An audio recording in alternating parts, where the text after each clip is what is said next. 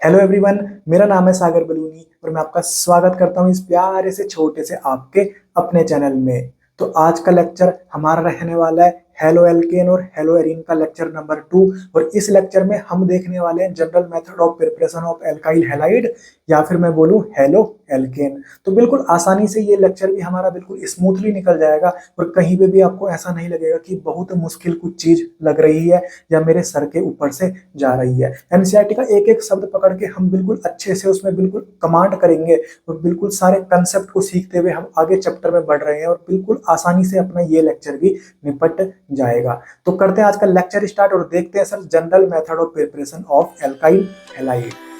मुझ में है ताकत, मुझ में है हिम्मत, खींचना चाहते नीचे बढ़ूं मैं ऊपर। मुझ में है ताकत, मुझ में है हिम्मत। करते हैं लेक्चर स्टार्ट और यहाँ पर मैं लिख देता हूँ halo alkane and hello arene और ये हमारा लेक्चर नंबर 2 रहने वाला है। तो आप एनसीईआरटी में जब आगे देखोगे तो यहाँ पर एनसीईआरटी में एक छोटा सा टॉपिक आपको देखने को मिलेगा, नेचर ऑफ सीएक्स बॉन्ड। मतलब ये टॉपिक बिल्कुल आसान सा टॉपिक है और आप मुझे अगर 5 से 10 मिनट अगर दोगे ना तो ये टॉपिक बिल्कुल आसानी से मैं आपको समझा दूंगा, कोई भी दिक्कत नहीं होने वाली। यहाँ पर जो अपन एक्स की बात करते हैं, एक्स का मतलब आपको पता है क्या होता है? हेलो जन होता है। ठीक है, तो देख जैसे मेरे पास एक एल्काइल हैलाइड है, एल्काइल हैलाइड, एल्काइल हैलाइड का दूसरा नाम क्या होता है? हेलो एल्केन होता है। ये मैंने कल के लेक्चर में आपको सारी बेसिक चीजें सारी बता रखी है, कोई दिक्कत नहीं है। ठीक है, तो यहाँ पर मैं एक एल्काइल हैलाइड ले लेता हूँ, जैसे कि मैंने ले लिया CH3 CH2Cl। ठीक है सर, ये मेरा क्या है सर? एल्काइल हैलाइड है। ठीक है, अब यहाँ पर देख कल के लेक्चर में मैंने तुमको बताया था ये जो हैलोजन है ना, हैलोजन जिस कार्बन के साथ अटैच है वो कार्बन तेरा यहाँ पर कौन सा हाइब्रिडाइज्ड है? सर वो तो sp3 हाइब्रिडाइज्ड है क्योंकि उसके पास सारे सिंगल बॉन्ड है। ठीक है, मतलब एल्काइल हैलाइड की जब मैं बात करता हूँ तो हैलोजन जिस कार्बन के साथ अटैच होता है ना डायरेक्टली, वो कार्बन तेरा कौन सा हाइब्रिडाइजेशन रखता है? sp3 हाइब्रिडाइजेशन रखता है। ठीक है, तो यहाँ पर उसी कार्बन और इस हैलोजन का अपने को बॉन्ड का नेचर पढ़ना है। समझ में आ गई बात? मतलब ये जो कार्बन है अपना, इसका हाइब्रिडाइजेशन क्या है सर? इसका हाइब्रिडाइजेशन तेरा sp3 है। ठीक है, समझ में आ गई बात? तो यहाँ पर मैंने लिख दिया देख sp3। तो अब तेरे को दिक्कत नहीं आने वाली, तुझे पता है इस कार्बन का हाइब्रिडाइजेशन मैंने sp3 क्यों लिखा हुआ है? क्योंकि ये मैंने कहाँ से उठाया भाई? एल्काइल हैलाइड से उठाया हुआ है। और एल्काइल हैलाइड में कार्बन और जो एक्स के बीच में बॉन्ड होता है ना, वहां पर जो कार्बन प्रेजेंट होता है उसका हाइब्रिडाइजेशन तेरा कहीं ना कहीं sp3 ही तो होता है। ये मैंने कल के लेक्चर में तुझे बता रखा था। ठीक है, तो यहाँ पर मैंने CX लिख दिया। अब ध्यान से देख मेरे भाई, ध्यान से देख मेरे भाई, एक तरफ C है और एक तरफ X है। यहाँ पर देख X क्या होगा? तेरा हैलोजन होगा और हैलोजन की इलेक्ट्रोनेगेटिविटी तो सबसे ज्यादा होती है भाई। हैलोजन की इलेक्ट्रोनेगेटिविटी बहुत ज्यादा होती है और कार्बन की क्या होती है? कम होती है। तो देख यहाँ पर देख डेल्टा नेगेटिव चार्ज आ जाएगा और यहाँ पर तेरा डेल्टा पॉजिटिव चार्ज आ जाएगा क्योंकि यहाँ इलेक्ट्रोनेगेटिविटी बहुत ज्यादा है भाई। तो यहाँ पर देख पोलैरिटी बन गई, पोलैरिटी बन गई। पोलैरिटी मतलब एक तरफ पॉजिटिव एक तरफ नेगेटिव, पोलैरिटी बन गई कि नहीं बन गई? ठीक है, तो कार्बन और एक्स बॉन्ड की जब मैं बात करता हूँ तो यहाँ पर ये पोलर होगा कि नहीं होगा? यस सर, ये पोलर होगा। तो यहाँ पर मैंने लिख दिया पोलर, क्योंकि यहाँ पर इलेक्ट्रोनेगेटिविटी का काफी डिफरेंस आ गया मेरे भाई। क्योंकि हैलोजन तेरा बहुत ज्यादा इलेक्ट्रोनेगेटिव है, तूने चार्ज डाल दिया उसकी खोपड़ी में डेल्टा नेगेटिव। कार्बन तेरा कम इलेक्ट्रोनेगेटिव है एज कंपेयर टू हैलोजन, तो तूने इसकी खोपड़ी में डेल्टा पॉजिटिव डाल दिया सर। तो यहाँ पर ये जो अपना CX है ये कहीं ना कहीं अपना पोलर होगा कि नहीं होगा? यस सर, ये अपना पोलर है। तो यहाँ पर मैंने पोलर लिख दिया। ठीक है, बात समझ में आ गई? अब ध्यान से देख, ध्यान से देख, ये तो मुझे पता लग गया जब मैं CX लिखता हूँ, ये तो मुझे पता लग गया कि ये जो C है ना ये तो अपना sp3 ही रहने वाला है। ठीक है, पर यहाँ पर जो X है, X तो तेरा फ्लोरीन भी हो सकता है, क्लोरीन भी हो सकता है, ब्रोमीन भी हो सकता है और आयोडीन भी हो सकता है। तो जो अपना X है वो अपना फ्लोरीन, क्लोरीन, ब्रोमीन, आयोडीन कुछ भी हो सकता है सर। तो देखते हैं अपन आगे। तो वही बात मैंने लिख दी आगे कि X can be fluorine, chlorine, bromine, iodine. इसमें कोई दिक्कत, कोई भी दिक्कत नहीं, बिल्कुल आसानी से अपन पढ़ रहे हैं, कहीं पे भी कोई दिक्कत नहीं आने वाली। अब मैं आपको साथ ही साथ मैंने आपके लिए पीरियोडिक टेबल भी तो स्टार्ट कर दी है और पीरियोडिक टेबल में एक चीज हम आगे जाके पढ़ेंगे। देख जैसे ये अपनी पीरियोडिक टेबल है, ठीक है सर, ये तो अपन जब ऐसे चलते हैं ना, अपन ऐसे जब चलते हैं तो इनको बोलते हैं अपन पीरियड्स बोलते हैं। क्या बोलते हैं? पीरियड्स बोलते हैं। पर जब अपन ऐसे चलते हैं ना, ऐसे चलते हैं अपन वर्टिकली, तो इनको अपन बोलते हैं ग्रुप्स। क्या बोलते हैं? ग्रुप्स। ठीक है, तो ये आपको पहले से बताओ, ये छोटी बच्चों वाली बात है यार, ये 6th 7th 8th में आ जाता है।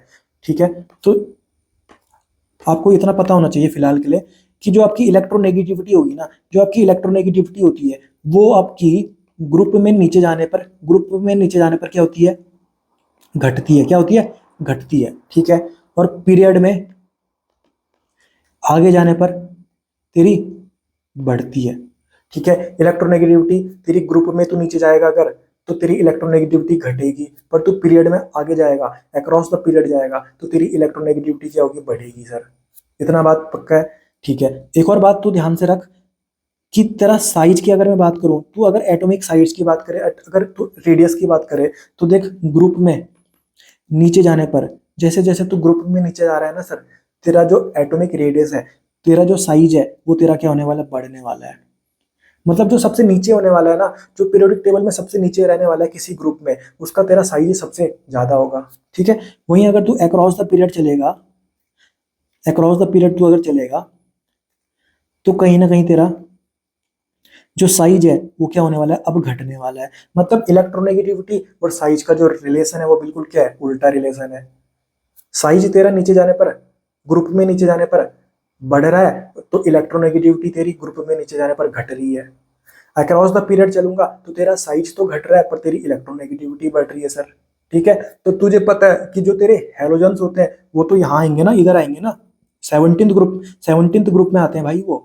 तो कहीं ना कहीं तुझे पता है कि अक्रॉस द पीरियड तेरा कहीं ना कहीं इलेक्ट्रोनेगेटिविटी बढ़ रही है। तभी तो कहीं ना कहीं मैं बोल रहा हूँ कि जो अपने हेलोजेंस हैं उनकी इलेक्ट्रोनेगेटिविटी बहुत ज्यादा है, क्योंकि वो तो पीरियड के राइट साइड है ना, तो राइट में जाते जाते इलेक्ट्रोनेगेटिविटी काफी बढ़ गई सर। ठीक है, ये आपको पता है, कोई दिक्कत नहीं है। ठीक है, ये बातें आपको ऐसी बातें हैं ये जो आपको ऑलरेडी पता होंगी। ये छोटे बच्चे जब हम 7th 8th 9th क्लास में होते हैं तब हमको बताई जाती है, ये बातें तो सबको ही पता रहती है। ठीक है, तो यहाँ पर मैं आपको ये मान के चल रहा हूँ कि आपको कुछ नहीं आता, बिल्कुल दिमाग से पैदल हो। मतलब आप 6th क्लास के हो, फिर भी मैं आप चाहता हूँ कि आपको समझ में आ जाए, तो बिल्कुल मैं बेसिक से उठा के बिल्कुल अच्छे लेवल पे एनसीईआरटी का एक एक शब्द आपको समझाना चाहता हूँ।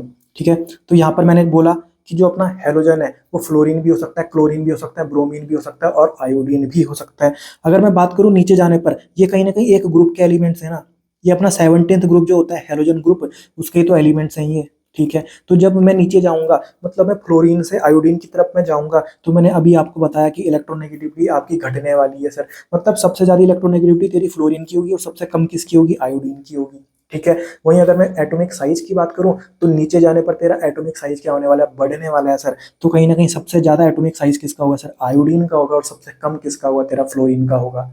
ठीक है, यहाँ पर कोई दिक्कत नहीं है सर। ठीक है, ये बात आपको पता है। ठीक है, तो यहाँ तक मैं मान के चल रहा हूँ कि आपको समझ में आ गया। ठीक है, अब देख, जो मैंने आपको बताया ना सी एक्स बॉन्ड, सी एक्स, तो यहाँ पर मैं एक्स की जगह में देख, एक बार मैंने फ्लोरीन रख दिया, एक बार मैंने क्लोरीन रख दिया, एक बार मैंने ब्रोमीन रख दिया, और एक बार मैंने आयोडीन रख दिया। ठीक है, कोई दिक्कत नहीं है, समझ में आ गई बात। ठीक है, ठीक है, अब देख, अब मुझे कहीं ना कहीं यहाँ पर कंपेयर करना है कि इन चारों में से बॉन्ड लेंथ सबसे ज्यादा किसकी होगी।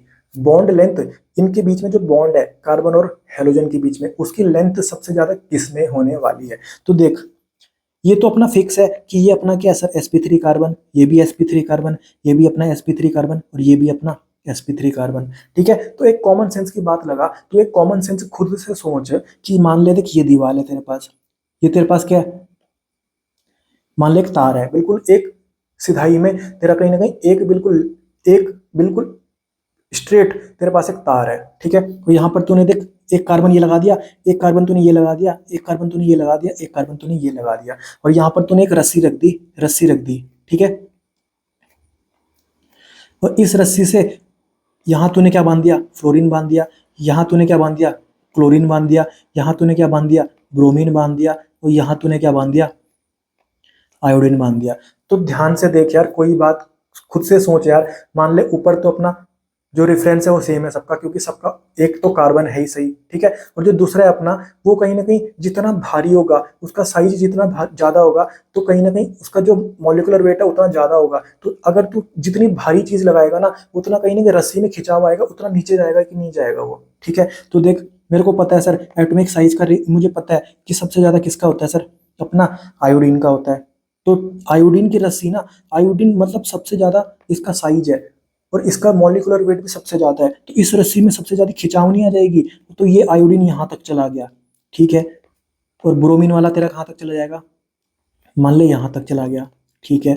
क्लोरीन वाला तेरा कहाँ तक चला गया, यहाँ तक चला गया, और फ्लोरीन वाला तेरा कम ही रह गया, क्योंकि जितना भारी चीज तू रस्सी से लटकाएगा ना उतना नीचे जाएगा, क्योंकि रस्सी में खिंचाव पड़ेगा, ठीक है। तो इसको तू क्या मान ले, बॉन्ड मान ले, बॉन्ड की लेंथ मान ले। तो देख जितना ज्यादा तेरा एटॉमिक साइज होगा, मतलब उतना ज्यादा उसका मॉलिक्यूलर वेट भी होगा, उतना ज्यादा खिंचाव आएगा भाई, तो बॉन्ड लेंथ बढ़ेगी कि नहीं बढ़ेगी, बढ़ेगी। तो सबसे ज्यादा तेरी बॉन्ड लेंथ किस में रहने वाली है, सी आई में रहने वाली है। किस में रहने वाली है सर, सी आई में रहने वाली है, फिर सी बी आर में, फिर सी सी एल में, और फिर सी एफ में। बिल्कुल आसान है ना, कोई दिक्कत नहीं है। अब एक बात और खुद से सोच भाई, एक बात और खुद से सोच, अगर तूने यहाँ पर कैंची से काट दिया, यहाँ पर पहले से ही इतना खिंचाव है रस्सी में, और तूने कैंची से कट काट दिया, तो आराम से तूने हल्के से कैंची टच करी और बिल्कुल आसानी से वो कट जाएगा, आसानी से वो कहीं ना कहीं क्या हो जाएगा, बॉन्ड टूट जाएगा। मतलब यहाँ पर तेरे को जो बॉन्ड एनर्जी लगानी है, यहाँ पर तेरे को बॉन्ड एनर्जी लगानी है, बहुत कम एनर्जी तेरे को चाहिए, और ये बॉन्ड तेरा टूट जाएगा। मतलब जो इसकी है ना, इसकी अपन बात करें, बॉन्ड एनर्जी सबसे कम रहने वाली है,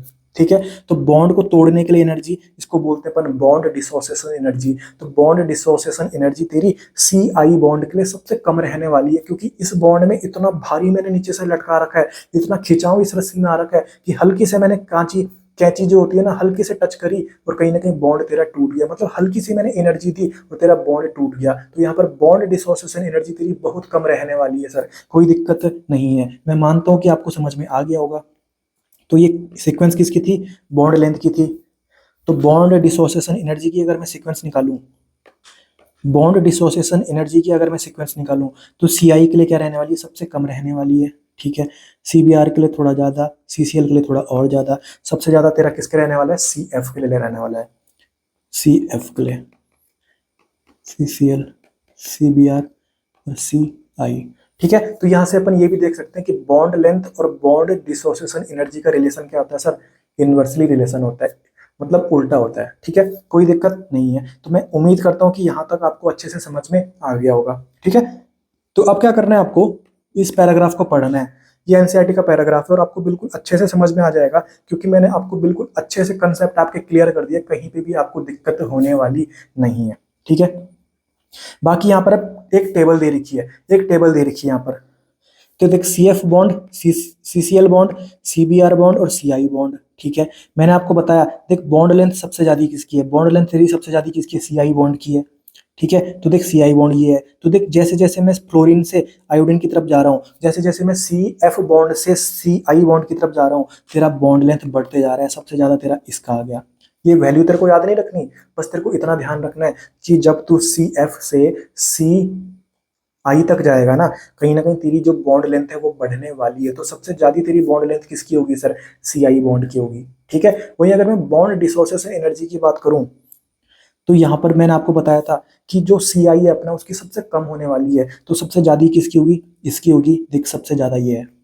समझ में आ गई बात, कोई दिक्कत नहीं है। समझ में आ गई बात, कोई दिक्कत नहीं है। तो बॉन्ड लेंथ और बॉन्ड डिसोसिएशन एनर्जी आपको बिल्कुल कंसेप्ट इसका क्लियर है और कहीं पे भी कोई दिक्कत नहीं है। अब दिक्कत कहाँ पे आती है, डाइपोल मोमेंट की, डाइपोल मोमेंट की, ठीक है। डाइपोल मोमेंट को अपन काई से डिनोट करते हैं, इसको अपन बोलते हैं म्यू, ठीक है, म्यू, ठीक है। अब देख डाइपोल मोमेंट का फॉर्मूला क्या होता है पता है, dipole moment is equal to charge into bond length.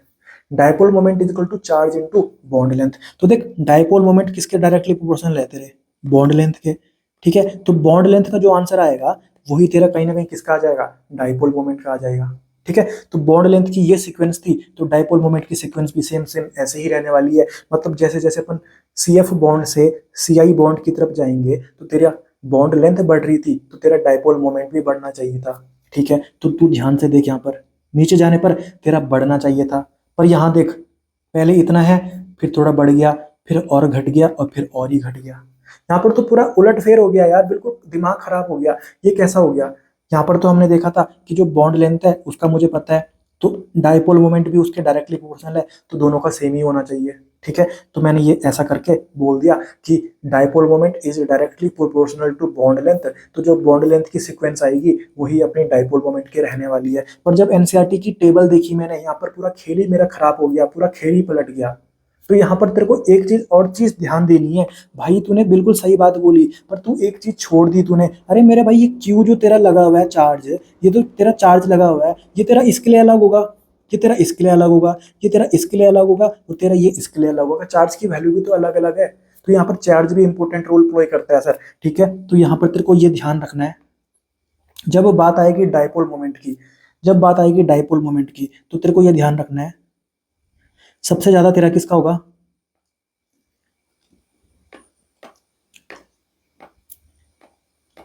कल, फिर आई, बाहर। तेरे को ये ध्यान रखना है सबसे ज्यादा तेरा किसका होगा, कल, फिर आई, बाहर। जब तू हेलोजेंस को याद करता था तू कैसे याद करता था, फिर कल बाहर आई आंटी, आंटी तू छोड़ दे, फिर कल बाहर आई। पर तू जब डायपोल मोमेंट का सीक्वेंस लगाने वाला है, तू इतना सा याद रख लेना, कल फिर आई बाहर, कल फिर आई बाहर। कल का मतलब सी, सीएल बॉन्ड, फिर मतलब सी, फ्लोरीन बॉन्ड, आई मतलब सी, आई बॉन्ड, और बाहर मतलब सी, बीआर बॉन्ड। तो डायपोल मोमेंट तेरा सबसे ज्यादा किसका होता है, कल का होता है। मतलब सी सिंगल बॉन्ड सीएल का तेरा डायपोल मोमेंट सबसे ज्यादा होने वाला है। तो डायपोल मोमेंट का जो पूरा सीक्वेंस है वो कैसे पलट गया, क्योंकि यहाँ पर अपना क्यू भी तो है, यहाँ पर क्यू भी तो है, और इन सबका अपना क्यू अलग अलग होगा, तो यहाँ पर क्यू भी इंपॉर्टेंट रोल प्ले करता है। तो ये तेरे को ध्यान रखना है, ठीक है। तेरे पास CCl बॉन्ड है, CF बॉन्ड है, CBr बॉन्ड है और CI बॉन्ड है।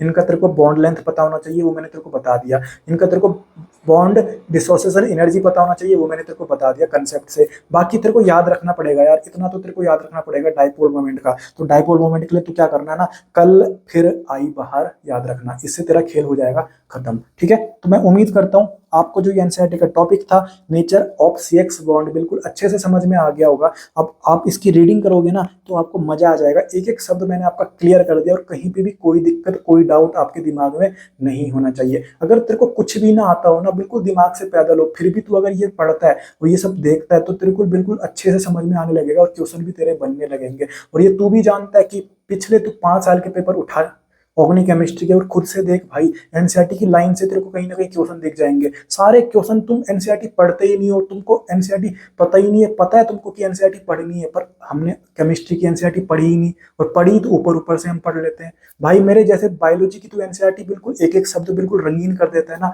उसी इंटेंसिटी के साथ तेरे को केमिस्ट्री की एनसीईआरटी भी पढ़नी है, तब जाके तुझे पता लगेगा कि भाई पूरा पेपर तेरा उस एनसीईआरटी से ही आ रहा है, पूरा पेपर तेरा एनसीईआरटी से ही उठ के आता है। यहाँ तक कि पूरी लाइन से ना एनसीईआरटी की जो लाइन है वही उठा के तेरे को नीट में दिख जाएगा, ठीक है। तो बिल्कुल ट्रस्ट रखना तुम एनसीईआरटी में। एनसीईआरटी तुमने एक एक शब्द अगर अच्छे से पढ़ लिया और रिवाइज भी कर लिया ना, तो तुम्हारा कोई भी क्वेश्चन एनसीईआरटी से बाहर नीट 2025 में तुमको नहीं दिखेगा, कोई भी क्वेश्चन तुमको नया नहीं दिखेगा। बाकी हम एनसीईआरटी से ऊपर ही चल रहे हैं भाई, मैं बहुत सारे आपको एक्स्ट्रा चीजें भी पढ़ा रहा हूँ जो इंपॉर्टेंट है, और जो एनसीईआरटी में छोटी सी चीज दे रखी है पर उसको मैं इलेबोरेट करके आपको अच्छे से समझा रहा हूँ ताकि कोई भी दिक्कत ना हो, ठीक है। बाकी बहुत सारे क्वेश्चन प्रैक्टिस हम करने वाले हैं ताकि हमारी ऑर्गेनिक केमिस्ट्री बिल्कुल स्ट्रांग हो जाए और कहीं पे भी हमको दिक्कत ना आए नीट 2025 के एग्जाम में, ठीक है। तो ये टॉपिक बिल्कुल छोटा सा टॉपिक था, ये मैंने आपको कंप्लीट करवा दिया। अब अगला टॉपिक अपना आता है, वो है अपना method of preparation of alkyl halide. मतलब जो अपने एल्काइल हैलाइड है, यानी मैं बोलूँ जो अपने हेलो एल्केन है, उनका मेथड ऑफ प्रिपरेशन मैं देखने वाला हूँ कि कैसे अपन उनको प्रिपेयर करेंगे सर, कैसे अपन एल्काइल हैलाइड को प्रिपेयर करेंगे। तो सबसे पहले अपन इसमें देखने वाले हैं फ्रॉम एल्कोहल। मतलब एल्कोहल से मुझे कहीं ना कहीं एल्काइल हैलाइड बनाना है, यानी मेरे को एल्कोहल से क्या बनाना है, हेलो एल्केन बनाना है। Alkyl halide and halo alkane एक ही बात है, एक ही बात है ये दोनों, ठीक है सर, कोई दिक्कत नहीं है। तो देख मैं आपको ये टॉपिक पढ़ाऊं उससे पहले मैं आपको एक प्यारा सा खेल बताना चाहूंगा। ये ऐसा खेल है जो आपको कोई नहीं बताने वाला। देख जब जब तेरी रिएक्शन आएंगी ना, जब जब तेरी ऑर्गेनिक केमिस्ट्री में रिएक्शन आएंगी, और रिएक्शन ही तो वो पार्ट है जिससे अपना दिमाग खराब होता था, इसीलिए तो अपने को ऑर्गेनिक केमिस्ट्री समझ नहीं आती थी। पर जब जब तेरी रिएक्शन आएंगी उससे पहले अपना बिल्कुल खेल आएगा, और उस खेल को तूने खेलना सीख लिया ना, उस खेल को तूने अगर चलाना सीख लिया तो तेरे को ऑर्गेनिक केमिस्ट्री की जो रिएक्शंस है वहीं पे कोई दिक्कत नहीं होने वाली। तो इससे पहले हम रिएक्शन पार्ट देखें उससे पहले मैं तुमको एक खेल बताने वाला हूँ, और ये ऐसा खेल होता है ना जो तुमको कोई टीचर नहीं बताने वाला। तुम चाहे किसी भी बड़ी बड़ी कोचिंग में पढ़ लो, वहां पर जो टीचर्स तुमको बताएंगे वो बिल्कुल तुमको ऐसे कंसेप्ट बताएंगे जो दिमाग खराब हो देते हैं, पूरी मैकेनिज्म तुम्हें बता देंगे। भाई मैं तुमको ऐसे ऐसे खेल बताऊंगा कि तुमको कहीं पे भी कोई दिक्कत नहीं है। और ये कोई ट्रिक्स नहीं है। ट्रिक्स का क्या होता है कि यहाँ पर लग गई, वहां पर नहीं लगी, वहां पर लग गई, यहाँ पर नहीं लगी। भाई ये कंसेप्ट ही है, पर मैंने इनको बिल्कुल सिंप्लीफाइड तरीके से आपको बिल्कुल डिजाइन करके दे रहा हूँ आपको, ताकि आपको कहीं पे भी रिएक्शन मैकेनिज्म में दिक्कत ना आए। ठीक है, तो यहां पर मैं आपको एक खेल सिखाना चाहूंगा। जब भी तेरे पास रिएक्टेंट कौन आ जाए, एसिड आ जाए या तेरे पास अल्कोहल आ जाए, ठीक है, तेरे पास जो रिएक्टेंट है वो तेरा क्या है, एसिड है या तेरा क्या है सर, अल्कोहल है। तो तेरे को यहाँ पर एक खेल चलाना है। ठीक है, और ये जो खेल मैं आपको बताता हूँ ये सब जगह लगेगा, आपका सब जगह लगेगा। इसका ऐसा नहीं है कि यहाँ लग जाए वहां नहीं लगेगा, बिल्कुल। इनको अपन ट्रिक्स नहीं बोल सकते, ये अपने क्या है, कंसेप्चुअल जुगाड्स हैं भाई। ठीक है, तो ये रिएक्शन मैकेनिज्म का पार्ट आपका बिल्कुल आसान कर देगा, और आपको ये रियलाइज हो जाएगा जब आप टॉपिक आगे देखोगे तो। ठीक है, तो देख, अगर तेरे पास एसिड आ जाए या तेरे पास अल्कोहल आ जाए, अब कोई ऐसे भी बैठे होंगे अगर जिनको पता ही नहीं है कि सर एसिड क्या हुआ। अरे मेरे भाई, ये तेरा अल्काइल ग्रुप है, इसके साथ तेरा क्या लग जाए, COOH, ये तेरा क्या होता है, एसिड होता है। और ये तेरा अल्काइल ग्रुप है, इसके साथ तेरा OH लग जाए तो ये तेरा क्या है, अल्कोहल है। मतलब OH जब लग जाता है उसको क्या बोलते हैं अपन, अल्कोहल बोलते हैं, और COOH जब लग जाता है उसको अपन बोलते हैं कार्बोक्सिलिक एसिड। कोई दिक्कत नहीं है। ठीक है, तो जब तेरे पास रिएक्टेंट एसिड हो या अल्कोहल हो, तो तूने क्या करना है ना, तूने बस इतना देखना है कि इसमें CO बॉन्ड टूटेगा या तेरा OH बॉन्ड टूटेगा। तेरे को बस इतना देखना है कि मैं CO बॉन्ड तोड़ूं या OH बॉन्ड तोड़ूं। ठीक है, देख, जैसे मेरे पास ये एक अल्कोहल है, ठीक है, ये तेरा एक अल्कोहल है, तो यहाँ पर देख दो टाइप के बॉन्ड तेरे को दिख रहे हैं। एक तो ये है तेरा CO बॉन्ड, ठीक है, और एक तेरा ये है अपना OH बॉन्ड। अब कई तुम में से ऐसे भी बैठे होंगे कि जो सोच रहे होंगे सर ये तो HO बॉन्ड है, सर ये तो HO बॉन्ड है। अरे मेरे भाई, इसको अगर तू खोल के लिखेगा तो ये ऐसा है भाई, कि तेरा ऐसा है, ऐसा यूं।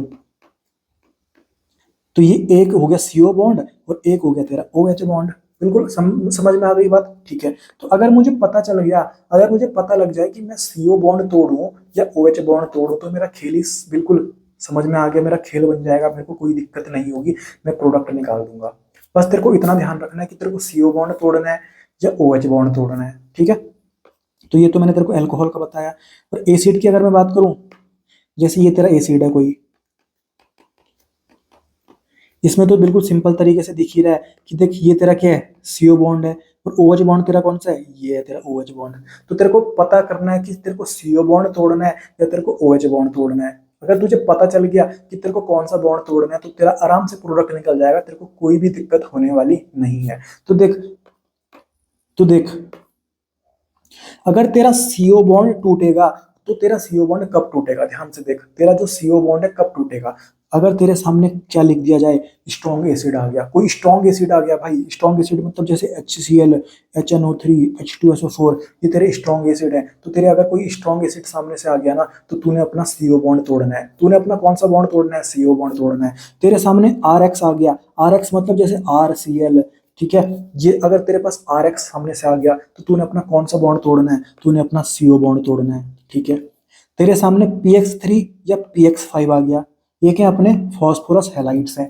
तेरे पास PX3 या PX5 तेरे सामने आ गया, तो तूने अपना कौन सा बॉन्ड तोड़ना है, तूने अपना CO बॉन्ड तोड़ना है। ठीक है, तेरे सामने अगर SOCl2 आ गया, जिसको अपन बोलते हैं थियोनिल क्लोराइड, तेरे सामने अगर थियोनिल क्लोराइड आ गया, तो तूने अपना कौन सा बॉन्ड तोड़ना है, CO बॉन्ड तोड़ना है। और तेरे सामने अगर रेड फॉस्फरस X2 आ गया, रेड फॉस्फरस X2 आ गया, तो तूने अपना कौन सा बॉन्ड तोड़ना है, तूने अपना CO बॉन्ड तोड़ना है। कौन सा बॉन्ड तोड़ना है, CO बॉन्ड तोड़ना है। तो अपने को बस इतना पता होना चाहिए कि मैं CO बॉन्ड कब कब तोड़ने वाला हूँ। यस सर, अगर मेरे सामने स्ट्रॉन्ग एसिड आ गया, ठीक है सर, मेरे सामने RX आ गया, यस सर, अगर मेरे सामने PX3 आ गया और PX5 आ गया, यस सर, अगर मेरे सामने थियोनिल क्लोराइड आ गया, यस सर, अगर मेरे सामने रेड फॉस्फोरस और X2 आ गया, तो मैं अपना CO बॉन्ड तोड़ने वाला हूँ। ठीक है, तो मेरे पास रिएक्टेंट क्या है, एसिड है या फिर अल्कोहल है। सामने से मेरे को देखना है कि सामने क्या रखा हुआ है मेरे सामने, और सामने मेरे सामने जो चीज रखी होगी उसी चीज से मैं डिसाइड करूंगा कि मेरे को कौन सा बॉन्ड तोड़ना है। अगर इन लोगों में से, अगर इन चीजों में से तेरे को कुछ दिख जाए तो तूने अपना कौन सा बॉन्ड तोड़ना है, CO बॉन्ड तोड़ना है। ठीक है, कोई दिक्कत नहीं। ठीक है, और तू अगर OH बॉन्ड तोड़ना चाहता है तो OH बॉन्ड अपना कब टूटेगा, जब सामने पे तेरे क्या आ जाए, ये आ जाए, कोई तेरा वीक एसिड आ जाए, ठीक है, कोई तेरा बेस आ जाए, तेरा चाहे स्ट्रॉन्ग बेस आ जाए या तेरा कोई वीक बेस आए, तेरे को कौन सा बॉन्ड तोड़ना है, अपना OH बॉन्ड तोड़ना है। तेरे को कोई सामने से फर्स्ट एक ग्रुप के एलिमेंट्स आ जाए या सेकंड एक ग्रुप के एलिमेंट्स आ जाए।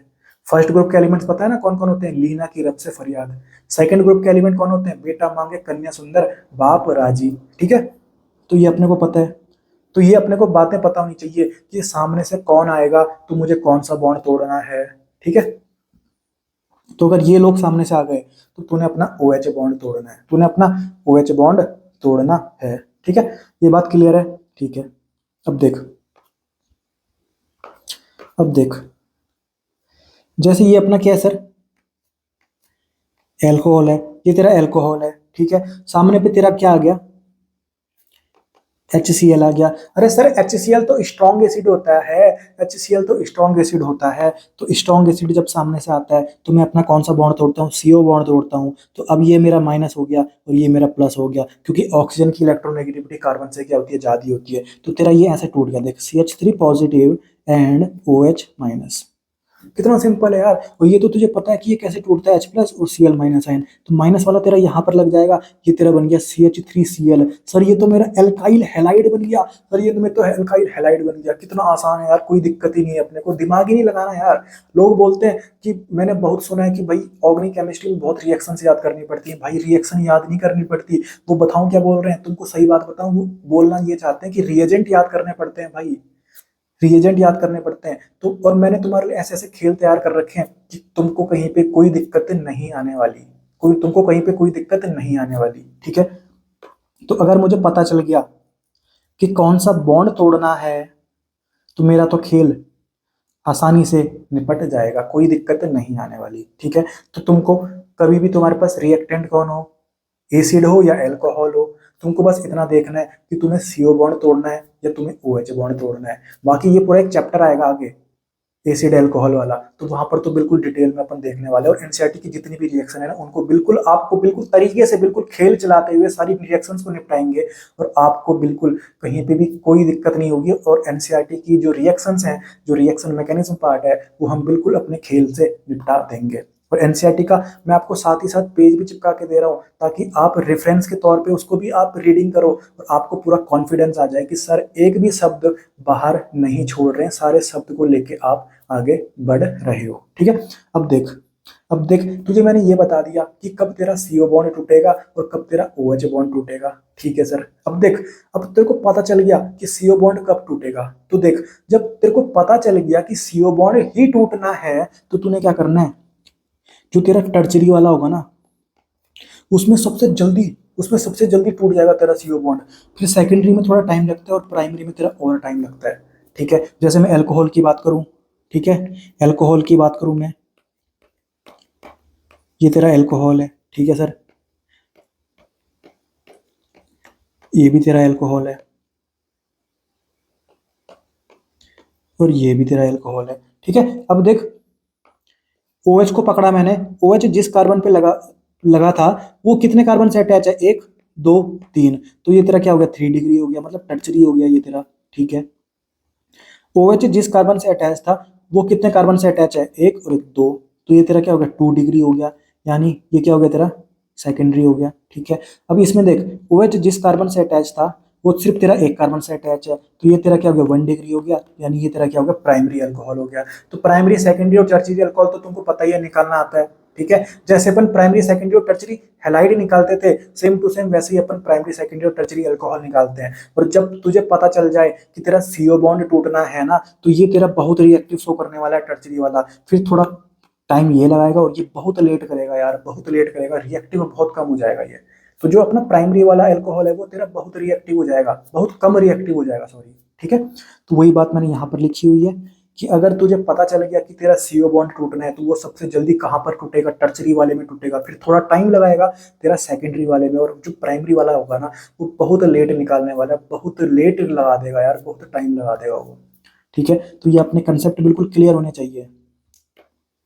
ठीक है, अब मुझे पता चल गया कि CO बॉन्ड अगर टूटेगा तो सबसे जल्दी किस में टूटेगा, टर्शरी में, फिर सेकेंडरी में, और सबसे लेट किस में लगने वाला है, प्राइमरी में लगने वाला है। ठीक है, पर अगर मेरा OH बॉन्ड टूटेगा ना, अगर मेरा OH बॉन्ड टूटेगा, ठीक है, OH बॉन्ड कब टूटेगा वो तो आपको पता लग गया, अगर सामने से आपको ये दिख जाए तो तेरा OH बॉन्ड टूटने वाला है। और अगर तेरा OH बॉन्ड टूट रहा है तो तेरा सबसे जल्दी बताऊं कब टूटेगा, प्राइमरी में टूटेगा, सेकेंडरी में थोड़ा टाइम लगाएगा, और टर्शरी में तेरा बहुत लेट लग जाएगा। यहाँ पर बिल्कुल उल्टा है सर, यहाँ पर बिल्कुल उल्टा है।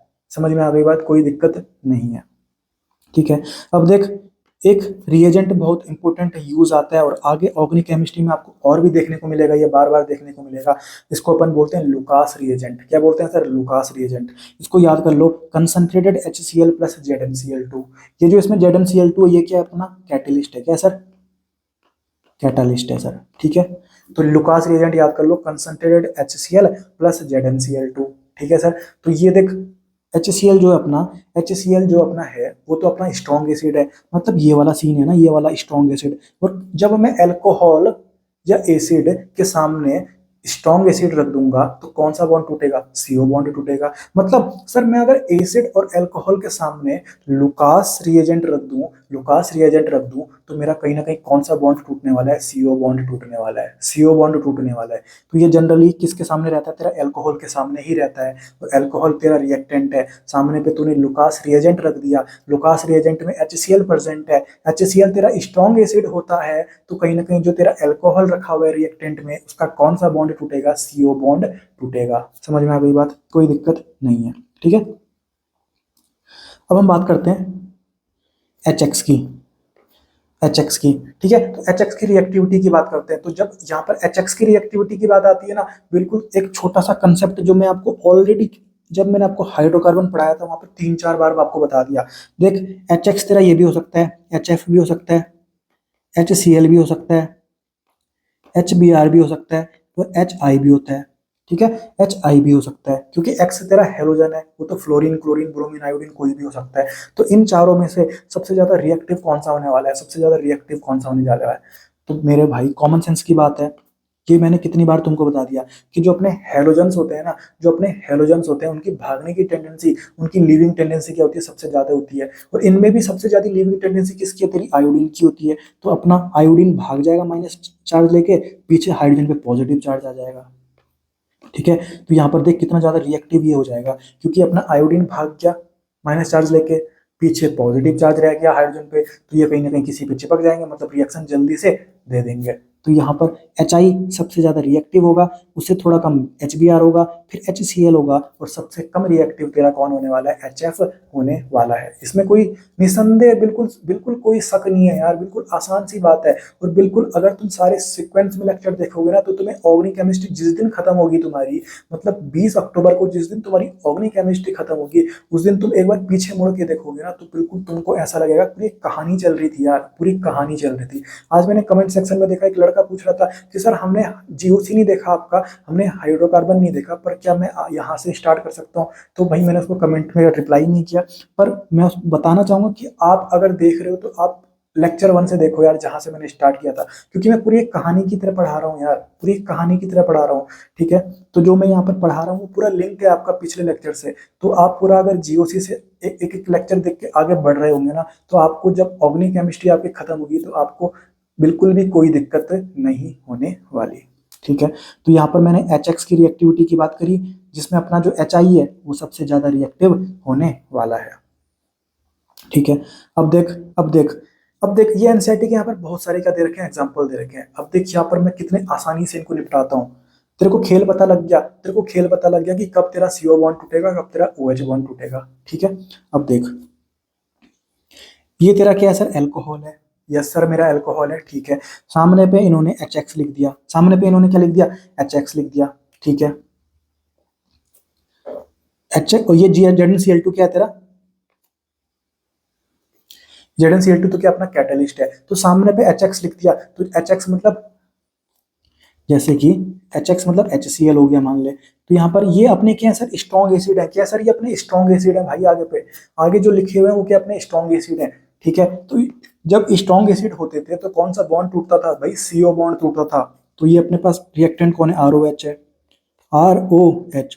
तो CO बॉन्ड टूटेगा ना, ये वाला बॉन्ड टूटेगा, तो इधर नेगेटिव और इधर पॉजिटिव, ठीक है। और HX को अगर मैं तोड़ूं तो H पॉजिटिव और X नेगेटिव। तो नेगेटिव वाला मुझे चाहिए और वो मैंने कहाँ पर लगा दिया, R पे लगा दिया।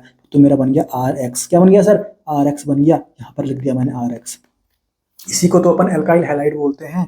इसी को तो अपन क्या बोलते हैं, एल्काइल हैलाइड बोलते हैं। और हम जो प्रिपरेशन पढ़ रहे हैं, हम एल्काइल हैलाइड की ही तो मेथड ऑफ प्रिपरेशन पढ़ रहे हैं सर। कोई दिक्कत, बिल्कुल आसान है, बिल्कुल कोई दिक्कत नहीं है। कंसेप्ट बिल्कुल क्लियर होने चाहिए, आपका पूरा खेल आराम से निकल जाएगा। कोई दिक्कत कहीं पे आने वाली नहीं है, कोई दिक्कत आने वाली नहीं है, ठीक है। बाकी ये वाला पार्ट आपको मैं थोड़ी देर में पढ़ाऊंगा, ठीक है। आगे देखते हैं अपन, ठीक है।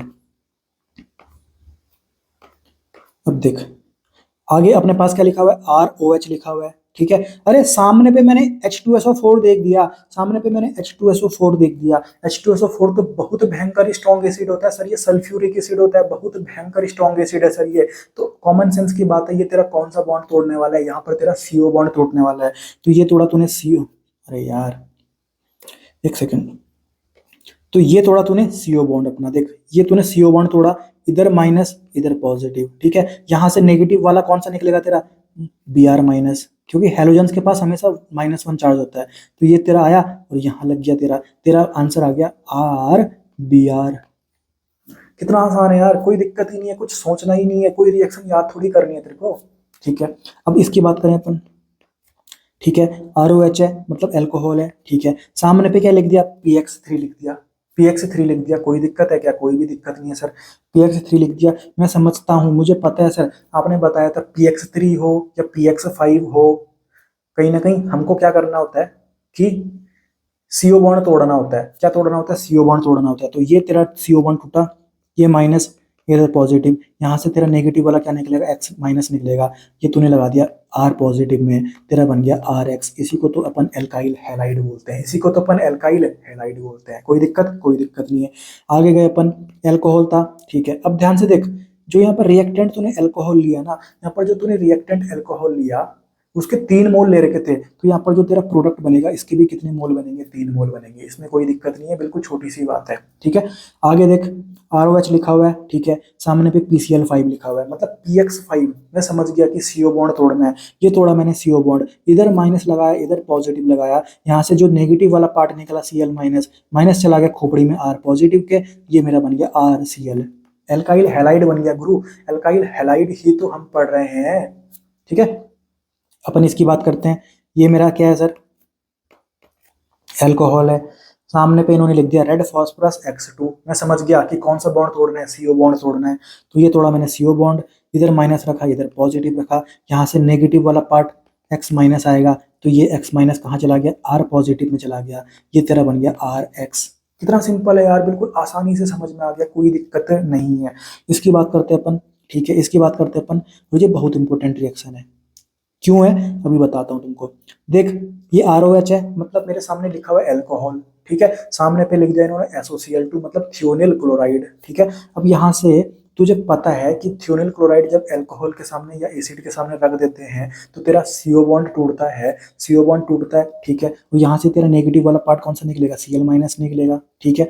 ये मैंने थोड़ा CO बॉन्ड इधर माइनस रखा इधर पॉजिटिव रखा, ये तेरा चला गया माइनस वाला पॉजिटिव के पास, ये तेरा बन गया RCl, ठीक है। पर यहाँ पर देख, यहाँ पर RCl तो तेरा बन गया, पर यहाँ पर कुछ 2 गैसेस और निकलती हैं, SO2 भी निकल जाता है और HCl भी निकल जाता है। सर SO2 भी गैस है और HCl भी तेरा गैस है, तो गैस है तो उड़ जाएगी, गैस है तो उड़ जाएगी, ठीक है। गैस है तो उड़ जाएगी। अब देख जो तेरे प्रोडक्ट बने, कितने प्रोडक्ट बने, 3 प्रोडक्ट बने, उनमें से 2 गैस थी वो उड़ गई, तो तेरे पास सिर्फ ये बचा ना, तो ये तेरा कहीं ना कहीं प्योर बच गया, पूरा प्योर बच गया। बाकी जो तेरे और प्रोडक्ट हम ऊपर जो रिएक्शंस बना रहे थे ना, इनमें तेरे यहाँ पर कुछ और प्रोडक्ट भी बनेंगे, यहाँ पर तेरे और प्रोडक्ट भी बनेंगे, यहाँ पर तेरे और प्रोडक्ट भी बनेंगे, ठीक है। तो कहीं ना कहीं फिर हमको उनमें से अगर एल्काइल हैलाइड निकालना है तो हमको फिर उसमें से सेपरेट करना पड़ेगा, बहुत झंझट है यार। पर यहाँ पर तो देख कितना अच्छा हो गया, यहाँ पर भी अपना एल्काइल हैलाइड के साथ और प्रोडक्ट भी बने, पर कहीं ना कहीं वो गैसेज स्टेट में बने, वो खुद ही उड़ गए भाई। यहाँ पर हमको कुछ करने की जरूरत ही नहीं पड़ी, हमारे पास बिल्कुल डायरेक्ट क्या आ गया, प्योर एल्काइल हैलाइड आ गया, प्योर एल्काइल क्लोराइड आ गया। कोई दिक्कत, कोई भी दिक्कत नहीं है। और ये सारी बातें एनसीईआरटी में आपको देखने को मिलेंगी, एनसीईआरटी ने लिखी हुई है ये सारी बातें, ठीक है। ठीक है, तो ये अपने को बातें पता होनी चाहिए। बाकी जो अपना मेन प्रोडक्ट है ना, वो अपना क्या एल्काइल हैलाइड है। यहाँ पर जो और प्रोडक्ट बन रहे हैं वो अपने को ध्यान नहीं रखने, वो अपने को ध्यान नहीं रखने, ठीक है। यहाँ पर अपने को मेन प्रोडक्ट ध्यान रखना होता है कि हम क्या पढ़ रहे हैं, method of preparation of alkyl halide. तो एल्काइल हैलाइड हम कैसे बनाएंगे वो अपने को पता होना चाहिए सर, ठीक है। बाकी ये वाली इंपॉर्टेंट थी, तो इसके जो अपने साइड प्रोडक्ट्स हैं वो भी मैंने आपको बता दिया, दोनों अपने गैसेस प्रोडक्ट हैं, उड़ जाएंगे तो कहीं ना कहीं अपने पास प्रोडक्ट में सिर्फ क्या बच जाएगा, RCl बच जाएगा। तो यहाँ पर मैं बोल सकता हूँ कि RCl अपना प्योर स्टेट में मुझे मिल गया, मुझे इसको किसी से सेपरेट करने की जरूरत नहीं है, ठीक है। फिर अपन आते हैं, इसकी बात करते हैं, ठीक है। इसकी बात करते हैं, ये आपका एनसीईआरटी में नहीं दे रखा, ठीक है, इसको मैं यहाँ से हटा देता हूँ। तो आप सोच रहे होंगे कि सर अल्कोहल आप रिएक्टेंट ले रहे हो, ठीक है, और हमेशा आप CO बॉन्ड ही तोड़ रहे हो। अबे कभी OH बॉन्ड भी तो तोड़ो, कभी OH बॉन्ड भी तो तोड़ो, ठीक है। तो देख ये अपना अल्कोहल है, सामने पे मैंने सोडियम लिख दिया। मैंने आपको बताया था कि सामने पे एसिड और अल्कोहल के सामने पे तेरे को अगर फर्स्ट और सेकंड ग्रुप के एलिमेंट दिख जाए तो तूने बोलना है कि यहाँ पर तेरा OH बॉन्ड टूटेगा। तो यहाँ से तेरे को पता है कि जो फर्स्ट ग्रुप के एलिमेंट है उनपे चार्ज क्या होता है, पॉजिटिव चार्ज होता है। वहीं अगर मैं सेकंड ग्रुप के एलिमेंट्स की बात करूं, उनकी खोपड़ी में +2 चार्ज होता है, ठीक है। पर ये अपना फर्स्ट ग्रुप का एलिमेंट है तो खोपड़ी में +1 चार्ज होगा, ठीक है। तो यहाँ पर अब क्या टूटेगा, OH बॉन्ड टूटेगा, तो तेरा H और ऑक्सीजन में ज्यादा इलेक्ट्रोनेगेटिव कौन है, ऑक्सीजन है, तो इधर माइनस, अब H की खोपड़ी में पॉजिटिव और प्लस वाला तेरा कहाँ जाएगा, माइनस के पास जाएगा, और ये तेरा बन गया RONA। इसको अपन बोलते हैं सोडियम एल्कोक्साइड। आगे इस चैप्टर में तो ये नहीं दे रखा, पर आगे एनसीईआरटी में देखोगे तो ये भी आपको देखने को मिलेगा, इस टॉपिक में नहीं दे रखा। यहाँ पर से मैंने एनसीईआरटी इसलिए कटाया क्योंकि एनसीईआरटी के इस टॉपिक में जो मैं आपको पढ़ा रहा हूँ ना, उसमें नहीं दे रखा। ये क्यों दे रखा होगा, क्यों देंगे एनसीईआरटी इसको, क्योंकि एनसीईआरटी का जो हम टॉपिक पढ़ रहे हैं वो क्या है sir, preparation of alkyl halide. इसमें क्या एल्काइल हैलाइड का प्रिपरेशन हो रहा है, नहीं सर। तो ये रिएक्शन क्यों देते हैं एनसीईआरटी वाले यार, ठीक है। पर मैंने आपको इतना बता दिया कि कैसे अपने सामने चाहे कुछ भी आ जाए हमको पता होना चाहिए रिएक्टेंट अपना क्या सर, अल्कोहल और एसिड है, तो हमको खेलना आना चाहिए, हमको पता होना चाहिए कि कब अपने को CO बॉन्ड तोड़ना है और कब अपने को OH बॉन्ड तोड़ना है। और हमको अगर CO बॉन्ड तोड़ना पता चल गया, और मुझे ये भी पता है सर फिर कि टर्चरी वाले में सबसे जल्दी टूट जाएगा, फिर सेकेंडरी, और फिर लास्ट सबसे टाइम लगने वाला है प्राइमरी में, ठीक है। वहीं अगर OH बॉन्ड टूटेगा तो अपना प्राइमरी में जल्दी टूट जाएगा, फिर सेकेंडरी में थोड़ा टाइम लगेगा, और टर्चरी में तेरा बहुत ज़्यादा टाइम लगने वाला है। तो बिल्कुल आसान है। तो यही बातें सब यहाँ पर दे रखी है एनसीईआरटी का, ये मैंने कट यहाँ पर लगा दिया, तो आपको इसको देखना है, बिल्कुल अच्छे से समझ में आ जाएगा, ठीक है। तो ये तो मैंने आपको मेन बातें बता दी। बाकी ये चीजें आपको ध्यान रखनी है। देख जब मैं यहाँ पर लिखा था मैंने PX3, क्या लिखा था मैंने, PX3 लिखा था, ठीक है। तो PX3 में तेरे दो ही लो आएंगे, या फिर PCl3 आएगा या फिर तेरा PBr3 आएगा, इतना तुझे पता होना चाहिए। जो मैंने PX3 लिखा था उसमें जो तेरे क्या आने वाले हैं, PCl3 आएगा या तेरा PBr3 आएगा, ठीक है। बाकी जो मैंने PX5 लिखा तो इसमें तेरा सिर्फ क्लोरीन आ सकता है, तो PX5 में तेरा सिर्फ क्या आएगा, PCl5 आएगा। यहाँ पर PBr5, PI5 ये सब नहीं आएंगे क्योंकि ये अनस्टेबल होते हैं भाई, ठीक है। तो PX5 में तेरा PCl5 ही आएगा, ठीक है, इतना ध्यान रखना है, ठीक है। वहीं अगर जब हम किसके साथ कराते हैं, रेड फास्फोरस और X2 के साथ रिएक्शन कराते हैं, तो यहाँ पर X2 की जगह में क्या आ सकता है, Br2 आएगा या तेरा I2 आएगा। इतनी बातें तेरे को ध्यान रखनी है, ठीक है। बाकी खेल मैंने आपको खेलना सिखा दिया है, ये बातें तुमको ध्यान रखनी है क्योंकि ये थ्योरेटिकल में आपको आ सकता है, ठीक है। बाकी कोई दिक्कत नहीं है, हम बिल्कुल अच्छे से सब समझते हुए आगे चल रहे हैं। अब देख, जब मैंने आपको इस बार जब नीट 2024 का पेपर हुआ था ना, उससे जब पहले मैंने आपको क्रैश कोर्स करवाया था, बिल्कुल छोटा सा 1 शॉट वीडियोस मैं आपको डालता था, तो वहां पर मैंने एक क्वेश्चन आपको करवाया था, और उस क्वेश्चन के ऊपर भी मैंने लिखा हुआ था सुपर क्वेश्चन बिल्कुल, ठीक है, सुपर से भी ऊपर क्वेश्चन। और ये बिल्कुल same to same ditto question आपका नीट 2024 में आ गया था। मतलब सर अगर तुम और किसी के मतलब कोई बड़े बड़े कोचिंग के कोई टीचर हो उसका भी तुम अगर वन शॉट देखोगे ना तो वन शॉट में वो ऐसी ऐसी चीजें लेते हैं बिल्कुल जो कॉमन कॉमन चीजें हो भाई।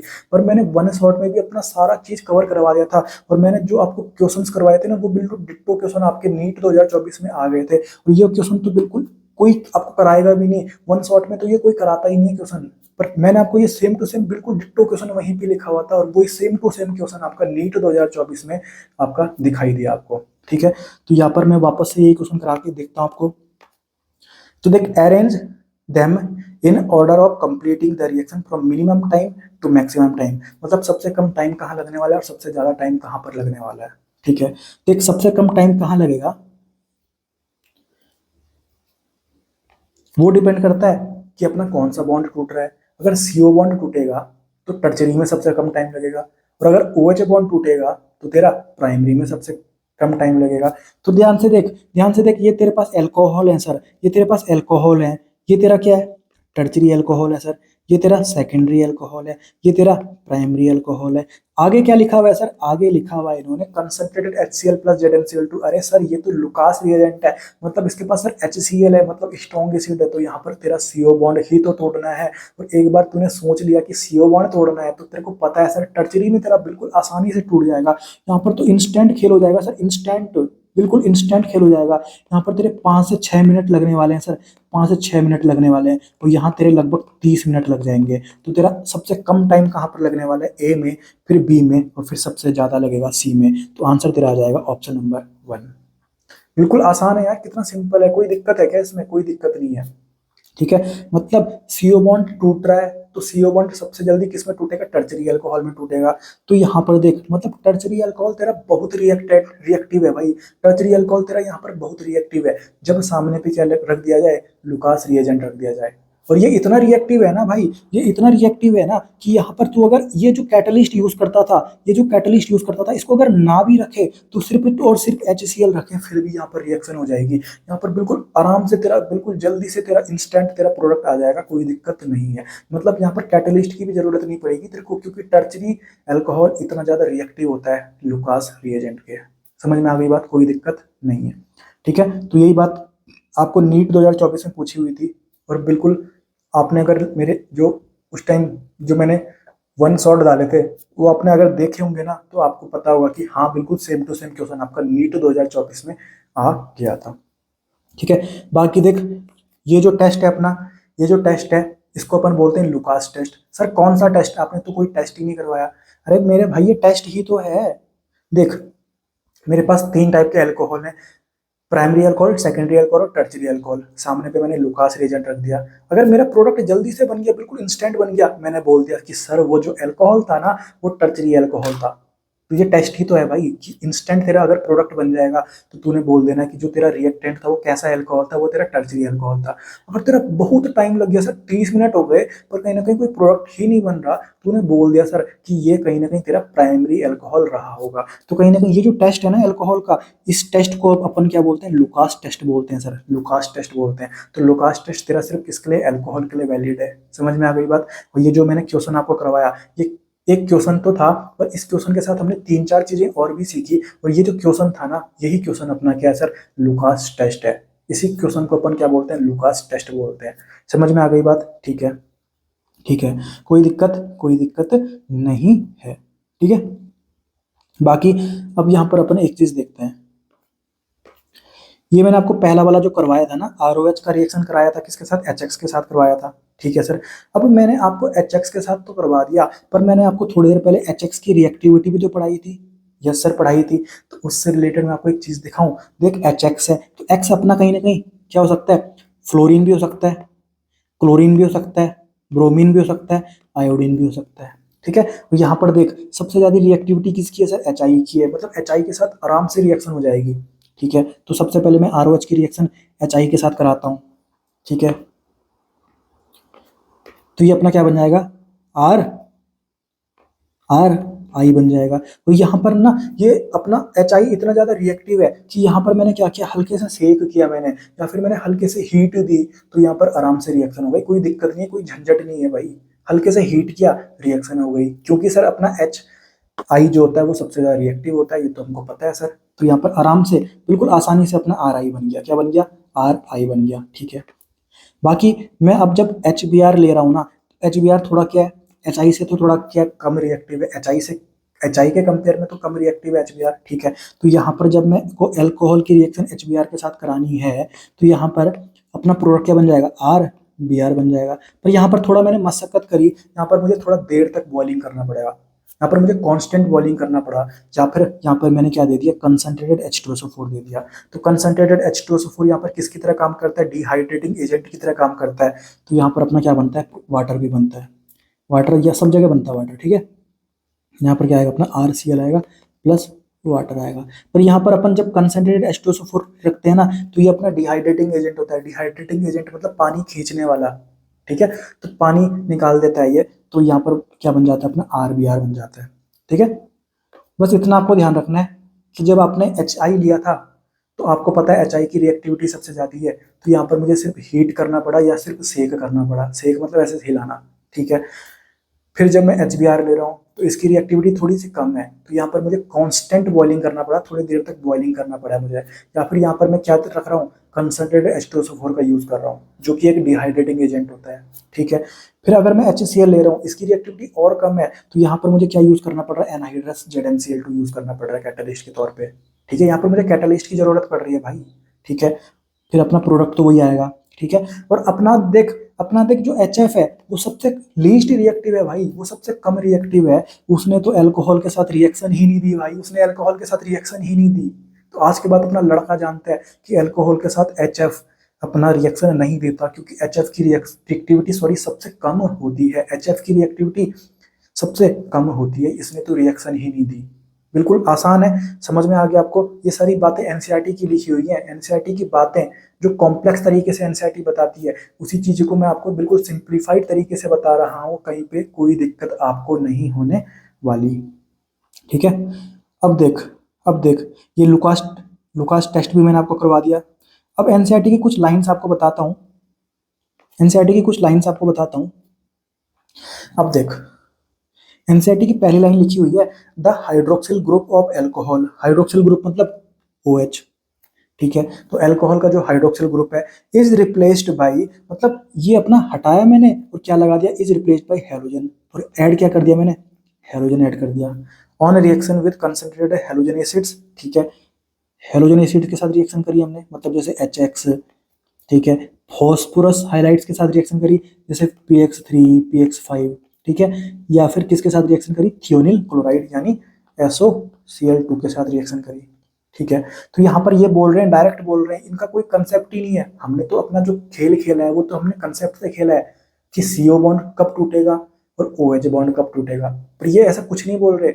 ये तो सिर्फ इतना बोल रहे हैं भाई यहाँ पर कि देख तेरे पास ये क्या अपना एल्कोहल है, ठीक है। इसकी रिएक्शन तू मान ले किसके साथ करा रहा है, HX के साथ करा रहा है, HCl के साथ करा रहा है मान ले। तो यहाँ पर क्या हुआ, OH हटा तेरा और वहां पर तेरा क्या लग गया, क्लोरीन लग गया। तभी तो देख CH3 के साथ पहले OH था, अब तेरा CH3 के साथ क्या आ गया, क्लोरीन आ गया।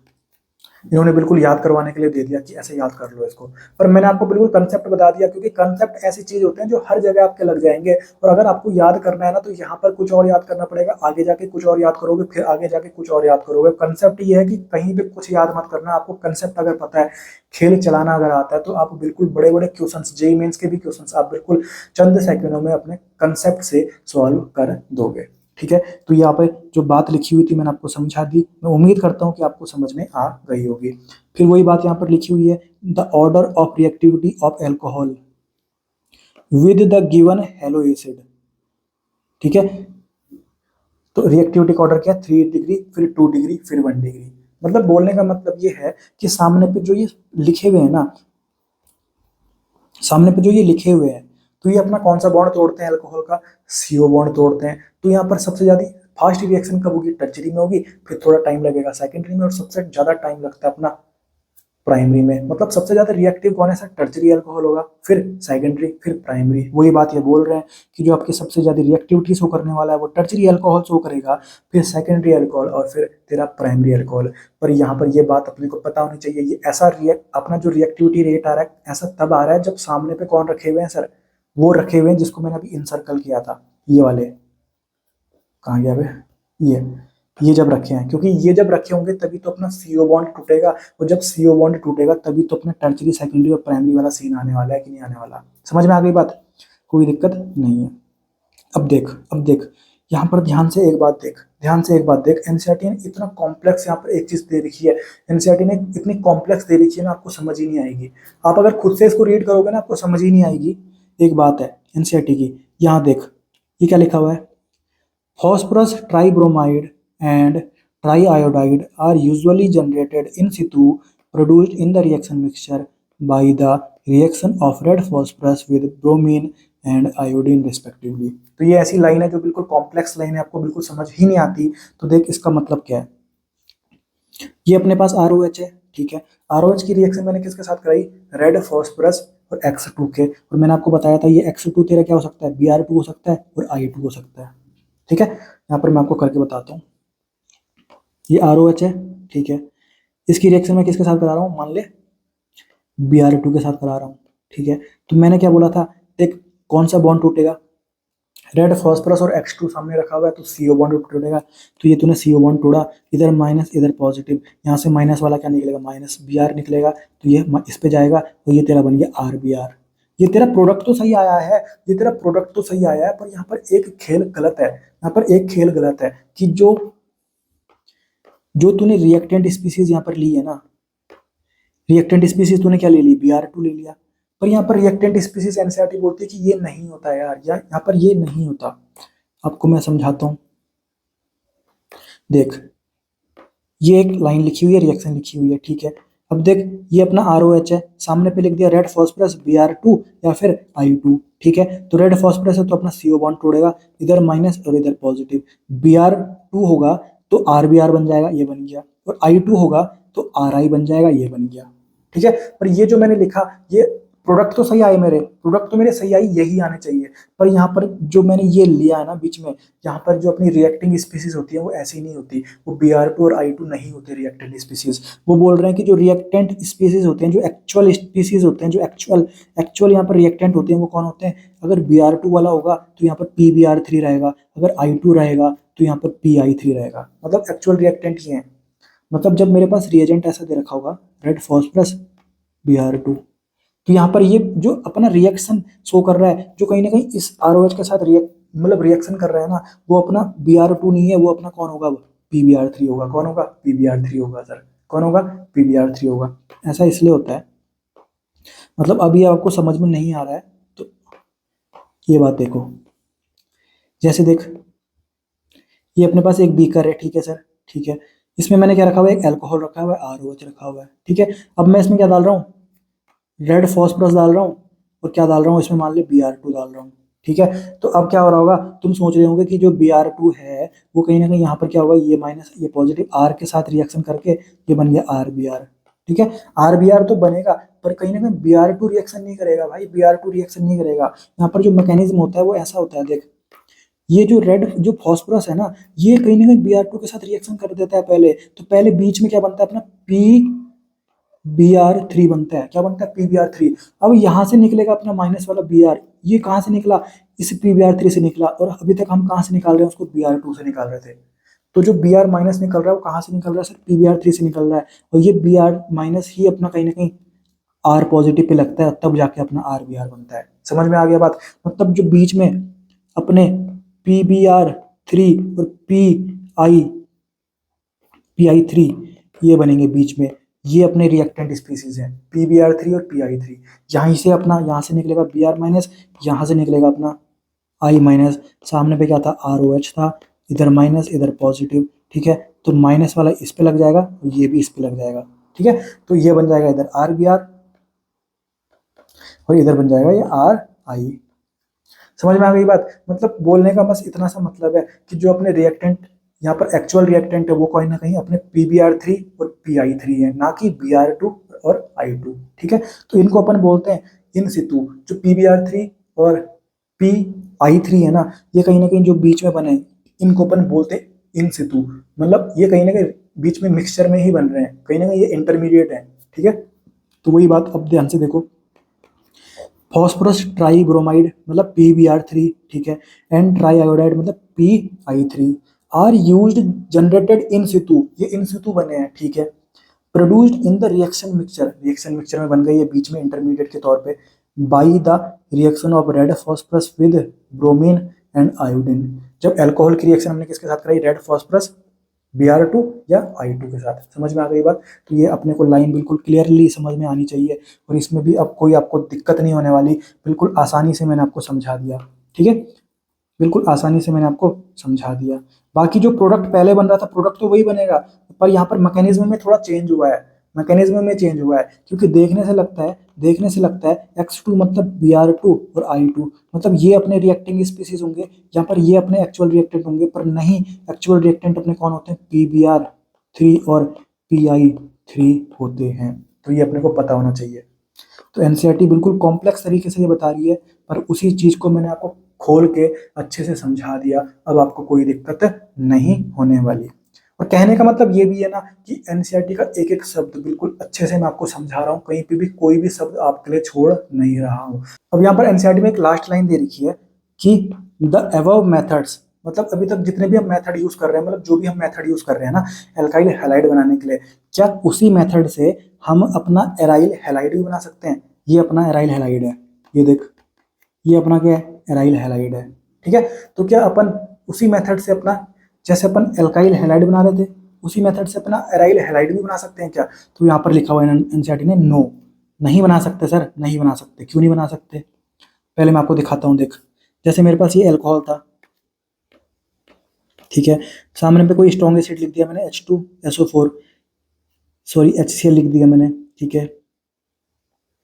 अब क्या कर रहा था मैं कि HCl है, स्ट्रॉन्ग एसिड है, तो कौन सा बॉन्ड टूटेगा, CO बॉन्ड टूटेगा, ये पॉजिटिव इधर नेगेटिव, ठीक है, और यहाँ से नेगेटिव वाला कौन निकलेगा, Cl- निकलेगा, वो चला गया इधर, तो ये मेरा बन गया RCl, तो ये मेरा बन गया एल्काइल हैलाइड। क्या बन गया ये, एल्काइल हैलाइड, ठीक है। अब देख, मैं ऐसे भी तो कर सकता हूँ, ये मेरे पास क्या है, फिनॉल है, तो फिनॉल में भी तो अपना हाइड्रोक्सिल ग्रुप होता है, मतलब इसको मैं अल्कोहल कंसीडर कर रहा हूँ सर। क्या कंसीडर कर रहा हूँ, अल्कोहल कंसीडर कर रहा हूँ, ठीक है। और यहाँ पर क्या है सर, अपना ये HCl मैंने लिख दिया, ठीक है। यहाँ से नेगेटिव वाला क्या निकलेगा, Cl- निकलेगा सर, ठीक है। और ध्यान से देख, ये स्ट्रॉन्ग एसिड है, तो अपना कौन सा बॉन्ड टूटेगा, CO बॉन्ड टूटेगा। ये तेरा CO है और ये तेरा O है, तो ये CO बॉन्ड तेरा टूट गया, इधर तेरा माइनस आ गया और इस वाले कार्बन पे तेरा पॉजिटिव आ गया, और पॉजिटिव में तेरा Cl- जुड़ गया, तो कहीं ना कहीं तेरा ये बन जाएगा। देख,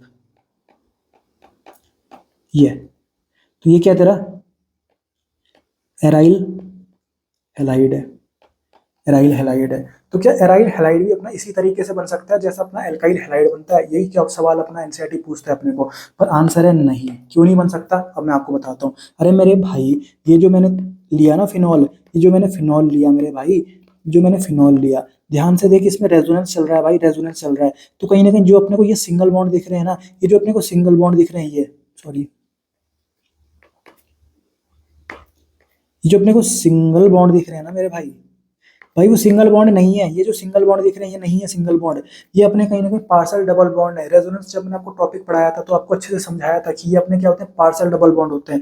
ये सिंगल बॉन्ड नहीं होते, ये अपने क्या होते हैं, पार्सल डबल बॉन्ड होते हैं। तो ये जो ऊपर जो सिंगल बॉन्ड है ना, ये जो सिंगल बॉन्ड है, ये सिंगल बॉन्ड नहीं है, ये भी क्या हो जाएगा, रेजोनेंस के चक्कर में पार्सल डबल बॉन्ड हो जाएगा। और पार्सल डबल बॉन्ड की जो बॉन्ड स्ट्रेंथ होती है वो कहीं ना कहीं ज्यादा होती है किससे, सिंगल बॉन्ड से। बॉन्ड स्ट्रेंथ देख, सबसे ज्यादा किसकी होती है, ट्रिपल बॉन्ड की होती है, फिर किसकी होती है, डबल बॉन्ड की होती है, फिर किसकी होती है, पार्शियल डबल बॉन्ड की होती है, फिर सबसे कम किसकी होती है, सिंगल बॉन्ड की होती है। जब हम यहाँ पर ROH ले रहे थे, ठीक है, तो यहाँ पर तो अपना CO बॉन्ड आराम से टूट जा रहा था, यहाँ पर अपना CO बॉन्ड आराम से टूट जा रहा था क्योंकि वो सिंगल बॉन्ड था, ठीक है, सिंगल बॉन्ड था। पर यहाँ पर देख, CO बॉन्ड सिंगल बॉन्ड नहीं है, वो कहीं ना कहीं क्या हो जाएगा, पार्शियल डबल बॉन्ड बन जाएगा। तो उसकी बॉन्ड स्ट्रेंथ ज्यादा है, यहाँ पर हमको ज्यादा एनर्जी देनी पड़ेगी, तो ये हम तोड़ नहीं पाते। ये जो कहीं ना कहीं ये पार्शियल डबल बॉन्ड है, यहाँ पर ज्यादा एनर्जी देनी पड़ेगी अपने को, यहाँ पर इसकी स्ट्रेंथ ज्यादा है, तो अपन उसको तोड़ नहीं पाते। तो कहीं ना कहीं हमारा इस तरीके से अपना एराइल हैलाइड नहीं बनता, इस तरीके से अपना एराइल हैलाइड नहीं बनता। तो एनसीईआरटी की अपन रीडिंग करते हैं, देख क्या लिखा हुआ है। The above methods are not applicable for the preparation of aryl halide because the carbon oxygen bond in phenol has partial double bond character and is difficult to break being stronger then a single bond. जो parcel bond होता है वो ज़्यादा bond strength रखता है उसकी single bond से, मतलब वो ज़्यादा स्ट्रॉन्ग है कहीं ना कहीं सिंगल बॉन्ड से, तो उसको तोड़ना पॉसिबल नहीं है। इस तरीके से अपन एराइल हैलाइड नहीं बना सकते। तो मैं उम्मीद करता हूँ आपको ये सब समझ में आ गया होगा, कोई दिक्कत नहीं हुई होगी। बाकी एनसीईआरटी की एक लाइन है, एनसीईआरटी की एक लाइन है, इसको तुम ध्यान रखना। जो अपना आर आई होता है ना, आर आई, आर आई, ठीक है, आर आई मतलब एल्काइल आयोडाइड, ठीक है। तो इसको अपन गुड यील्ड में अगर मुझे बनाना होगा, आर आई, आर आई अगर मुझे गुड यील्ड में बनाना होगा ना, तो मैंने क्या करना है, अल्कोहल रिएक्टेंट, रिएक्टेंट तो हो गई सही, तो अल्कोहल की रिएक्शन किसके साथ करानी है, सोडियम आयोडाइड के साथ या फिर पोटेशियम आयोडाइड के साथ। यहाँ पर मुझे क्या लेना है, 95% H3 प्योर लेना है, H3PO4, इसको अपन बोलते हैं ऑर्थो फॉस्फोरिक एसिड। मतलब अल्कोहल मेरे पास रिएक्टेंट है, इसकी रिएक्शन मैंने किसके साथ करानी है, सोडियम आयोडाइड या फिर पोटेशियम आयोडाइड, और साथ मैंने 95% क्या लेना है, ऑर्थो फॉस्फोरिक एसिड लेना है, तब जाके मेरा जो आर आई है ना वो मेरा गुड यील्ड में बनेगा। तो एनसीईआरटी बोलती है, ये ध्यान रखना है अपने को। तो इसी के रिगार्डिंग में आपको एक क्वेश्चन भी करके बताता हूँ। देखिए एनसीईआरटी का क्वेश्चन है, और ये क्वेश्चन अगर आपको नीट में आ जाए ना, तो देख कैसा क्वेश्चन है ये, 95% फॉस्फोरिक एसिड, दिमाग ही खराब हो जाएगा यार बच्चे का। पर ये बिल्कुल आसान क्वेश्चन है, इसमें कोई दिमाग ही नहीं लगाना। Select the product formed when ethyl alcohol is treated, मतलब इथाइल अल्कोहल मेरे पास है, ये मेरा इथाइल अल्कोहल है, ये रिएक्टेंट है, सामने पे इन्होंने क्या रख दिया, सोडियम और पोटेशियम आयोडाइड, तो मैं सोडियम आयोडाइड मान रहा हूँ, ठीक है। और साथ साथ इसके साथ क्या दे दिया इन्होंने, 95% H3PO4 दे दिया। तो हमारा प्रोडक्ट क्या बनेगा, प्रोडक्ट क्या बनेगा, सिंपल सी बात है, कोई दिक्कत ही नहीं है सर इसमें।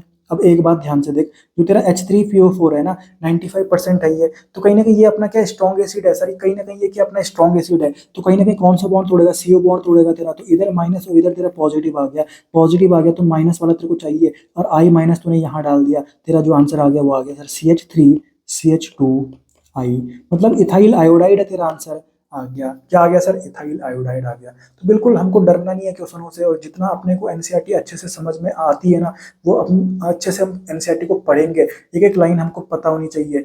अब जब मैं आपको पढ़ा देता हूँ तो उसके बाद एनसीईआरटी की रीडिंग भी किया करो, तो क्योंकि एनसीईआरटी की रीडिंग करने से बिल्कुल आपके कंसेप्ट क्लियर हो जाएंगे। और क्योंकि आपको जब नीट 2025 में क्वेश्चन पेपर दिखेगा ना, तो एनसीईआरटी की लाइन ही वहाँ पर कई क्वेश्चन आपको ऐसे दिखेंगे कि एनसीईआरटी की लाइन ही वहाँ पर बिल्कुल चिपका देते हैं वो, ठीक है। तो एनसीईआरटी का एक एक शब्द अगर हमको पता है और उसके पीछे का रीजन भी हमको पता है, तो बिल्कुल कहीं पे भी हमारा दिक्कत नहीं आने वाली। ऑर्गेनिक केमिस्ट्री का कोई भी क्वेश्चन हमारा गलत नहीं हो सकता, और ये मान के चलो, बिल्कुल मन में ये बैठा के रखो बात को, कि सारे क्वेश्चन तुम्हारे एनसीईआरटी से ही आने हैं, ठीक है। सारे क्वेश्चन कहाँ से आने तेरे, एनसीईआरटी से ही आने हैं। तो ये हमने पहला मेथड ऑफ प्रिपरेशन देखा एल्काइल हैलाइड का, और ये हमने कहाँ से देखा, फ्रॉम एल्कोहल से, ठीक है। अब आता है अपना दूसरा आ रहा है अपना फ्रॉम हाइड्रोकार्बन। अब मैं हाइड्रोकार्बन से एल्काइल हैलाइड का प्रिपरेशन कराने वाला हूँ, ठीक है। तो सबसे पहले मैं ले रहा हूँ by free radical halogenation, by free radical halogenation.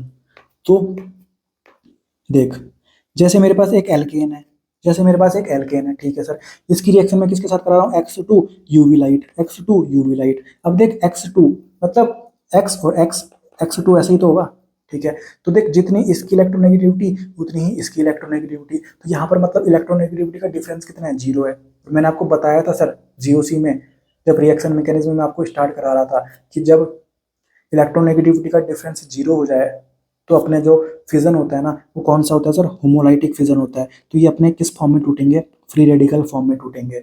तो X फ्री रेडिकल और दूसरा X फ्री रेडिकल, ठीक है। अब ध्यान से देख, ये अपना एल्केन है, जैसे देख ये अपना एल्केन है, ठीक है, और सामने मैंने लिख दिया Cl2 और अल्ट्रावायलेट लाइट। तो यहाँ पर मुझे पता है कि यहाँ पर जो Cl2 है उसको ब्रेकिंग कैसे होगी, उसको वो टूटेगा कैसे, वो अपना होमोलाइटिक बॉन्ड फिजन होने वाला है, तो यहाँ पर अपने फ्री रेडिकल बनने वाले हैं, ठीक है। तो मैंने क्या करना है सर, यहाँ पर अपना एक हाइड्रोजन हटाना है, और उस हाइड्रोजन को हटा के मैंने वहाँ पर क्या लगा देना है, क्लोरीन लगा देना है, ठीक है। अब ध्यान से देख, मैंने आपको बता रखा है कि ये अपना क्या है सर, 1 डिग्री कार्बन है, ये अपना 2 डिग्री कार्बन है, और ये अपना 1 डिग्री कार्बन है। कैसे किया मैंने, देख इस कार्बन को अगर चेक किया मैंने, तो ये सिर्फ इसके साथ लगा हुआ है, तो 1 डिग्री कार्बन, ठीक है। अगर मैं इस कार्बन को चेक करूं, ठीक है, तो ये सिर्फ इस कार्बन के साथ लगा हुआ है तो ये भी 1 डिग्री कार्बन, ठीक है। और अगर मैं इस कार्बन को चेक करूं तो ये 2 कार्बन के साथ लगा हुआ है तो ये 2 डिग्री कार्बन है अपना, ठीक है, कोई दिक्कत नहीं है, ठीक है। तो यहाँ पर अपने पास कितने टाइप के कार्बन है? 2 टाइप के कार्बन है, 1 degree carbon and 2 degree carbon. तो एक बार मैं क्या कर रहा हूँ ना, 1 डिग्री हाइड्रोजन को हटा देता हूँ। यहाँ पर मैं क्या कर रहा हूँ, एक बार क्या कर रहा हूँ, 1 डिग्री हाइड्रोजन को हटा देता हूँ। तो यहाँ पर देख CH3 था तो मैंने अब सिर्फ CH2 रखा, मतलब मैंने 1 डिग्री हाइड्रोजन को हटा दिया। 1 डिग्री कार्बन के पास जितने भी हाइड्रोजन होंगे वो 1 डिग्री हाइड्रोजन होते हैं।